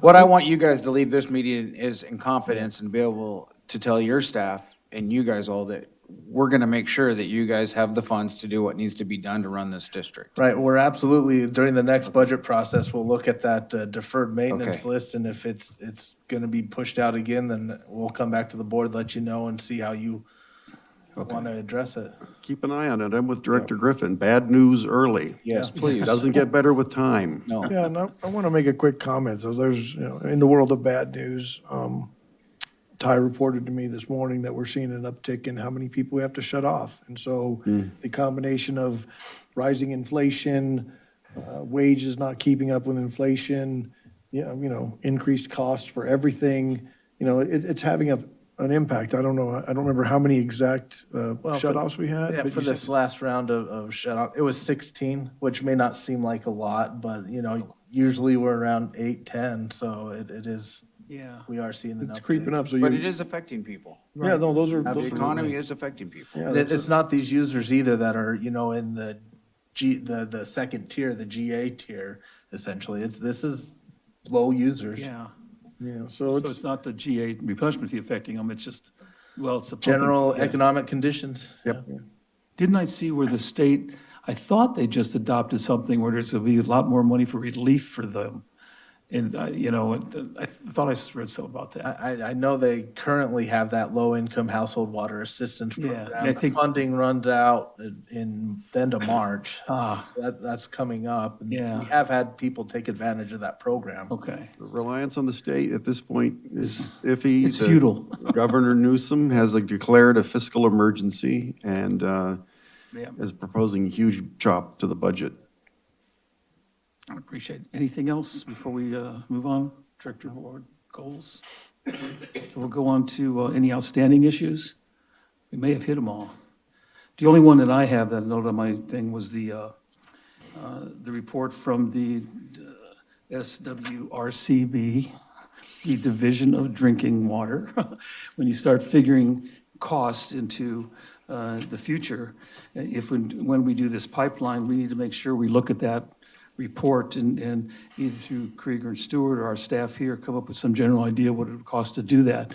Because I did make the mention before that if that was to happen, as was in that report, it alters the way that we basically do business at the water district. We became a level, we go into a different class of handling water, which means new training, maybe new equipment. I mean, it isn't just a matter of just the cost of hooking up. It's everything else that's involved. So I want to keep that in mind when we're looking at overall costs in the future for the pipeline if it goes in, and that's a big one. Okay, that's all I have on anything like that. Anything? Nope. Nope. Staff?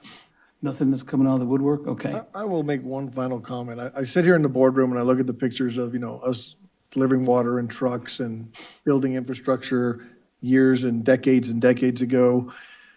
We were talking about, what it means to be busy. We focus a lot on a lot of external things, but this organization delivers reliable, clean, safe water to 30,000 plus people every day, 365 days a year. And that is really that's the culmination of years and years of effort, great management by boards and by people and directors that came before me. And I think it needs to be recognized that's our job, is to make, to deliver that clean water to the public day in and day out. And we see, I talk to other organizations that don't have, we'll say, real jobs like that are really matter to everybody in the community. And it's humbling. It's pretty cool what they do. And thank you for what you do.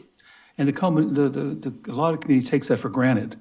So when you do your outreach, I know you're going to talk about that, and I appreciate that you do, because I think the district, people begin to look at it and make sure people understand that we're a district, we're not the city providing water.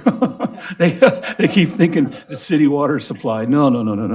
Chuck, you had one more thing? Yeah, I just realized this is board comments, not just future agenda items. So I do want to make a closing comment for my fellow board members and also for the public. Just so you guys are all aware, there was a public records request that was sent out yesterday by the GA. It appears to me it was sent by the manager, Carol. by Carol. But my name is on the letterhead. I was not involved in any type of a vote to send that public records request. I was not allowed in closed session. As a matter of fact, I received an email at 9:42 in the morning that I would not be required to be at closed session, but I would be needed to open the meeting. So if I could please be there at 10 o'clock to start the quorum, and then I would be dismissed until closed Was it session. announced when it came out of closed? No, it was not. So I don't know if it was voted on then or what, but I was not part of that letter. So I just want you to know. How did the that I was paper not. get it? So How did the newspaper get it if it wasn't announced? I don't know. Well, it was released I seen it on social Yeah, I media know, last yeah, night. So, yeah. and it was released by the city of Ridgecrest, is who posted it on social media. So, just so everybody's aware. Yeah. Yes, it was posted on social media. That's where I seen it last night. So, just so everybody knows, I was not involved in that, and I want the public to know I was not involved in that. It's in a newspaper. You put your mic on. Is there a short answer to what they're asking for? Yeah, they're requesting any new data that was found. They want to incorporate it into their revised. Oh, well, they've already said it's too late to include anything new. Well, they said in the meeting that they were going to look at all new science through February of this year. And then after February, they would take no more new science, is what they said at the meeting. Oh. And so that's what the request cut off was new there science. for. So just so you guys are aware of what happened. Thank you. Jim, you had something to say about anything? No, I did not. Okay, good. Well, Tim? well, I think more specifically, they were asking for analysis from, that resulted in the storage number being published. That was specifically it in terms of work versus new data. That was the other element, I think. Oh, they Chuck, wanted to right? work. They're also looking for correspondence between district representatives and representatives of the technical working group. I'm sure there's some other, I haven't even read the letter, so I just know they're looking for the information that backs up the numbers that we released, in a nutshell. Okay, thank you. That's what they want. Yeah, that is what the newspaper says. It lists everything that they requested, and there was 10 or 12 items that they were requesting. Okay, thank you, Chuck. No. Any other comments before I move on to Mr. St. Armand? No. Any final comments? I have many comments, but I think I'll hold my peace on most of them. Yeah, don't let Liz. I think we have a good board. I know we have an excellent staff. All right. We have a good board. We have an excellent staff. We have an excellent general manager, and we are conducting ourselves transparently and with integrity. And occasionally, someone from another organization claims that we are undergoing nefarious activities. That is absolute rubbish.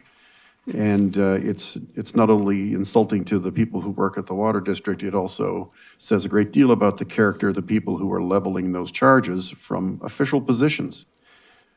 And that's my only comment. Thank you. Well, thank you. Stan? No, I have nothing else. Oh, it's nice to come last on the comments because you guys have said it all. But I just want to go back to what David said about the staff. I liked the presentation that was done. I think that was, it's to the point, the fact that all the staff participated, all had a chance to do part of it. And Lauren, you did just fine. Don't worry about your public speaking, okay? And I want to thank the staff, especially the staff, for the work that you're doing. And this coming year, I think, is going to be a very important year, as I said before. So you're going to have your work cut out for you. There's going to be a lot asked of you in terms of laying out what our future plans are going to be. And again, I'm going on about staff, and that includes you, George, not just those guys, you know. I like to look this way. I don't know why. And thanks to the board, too. I think I look forward to this year. I think we have a good board. And I agree with David. Our attempt is to be as transparent as possible at all times.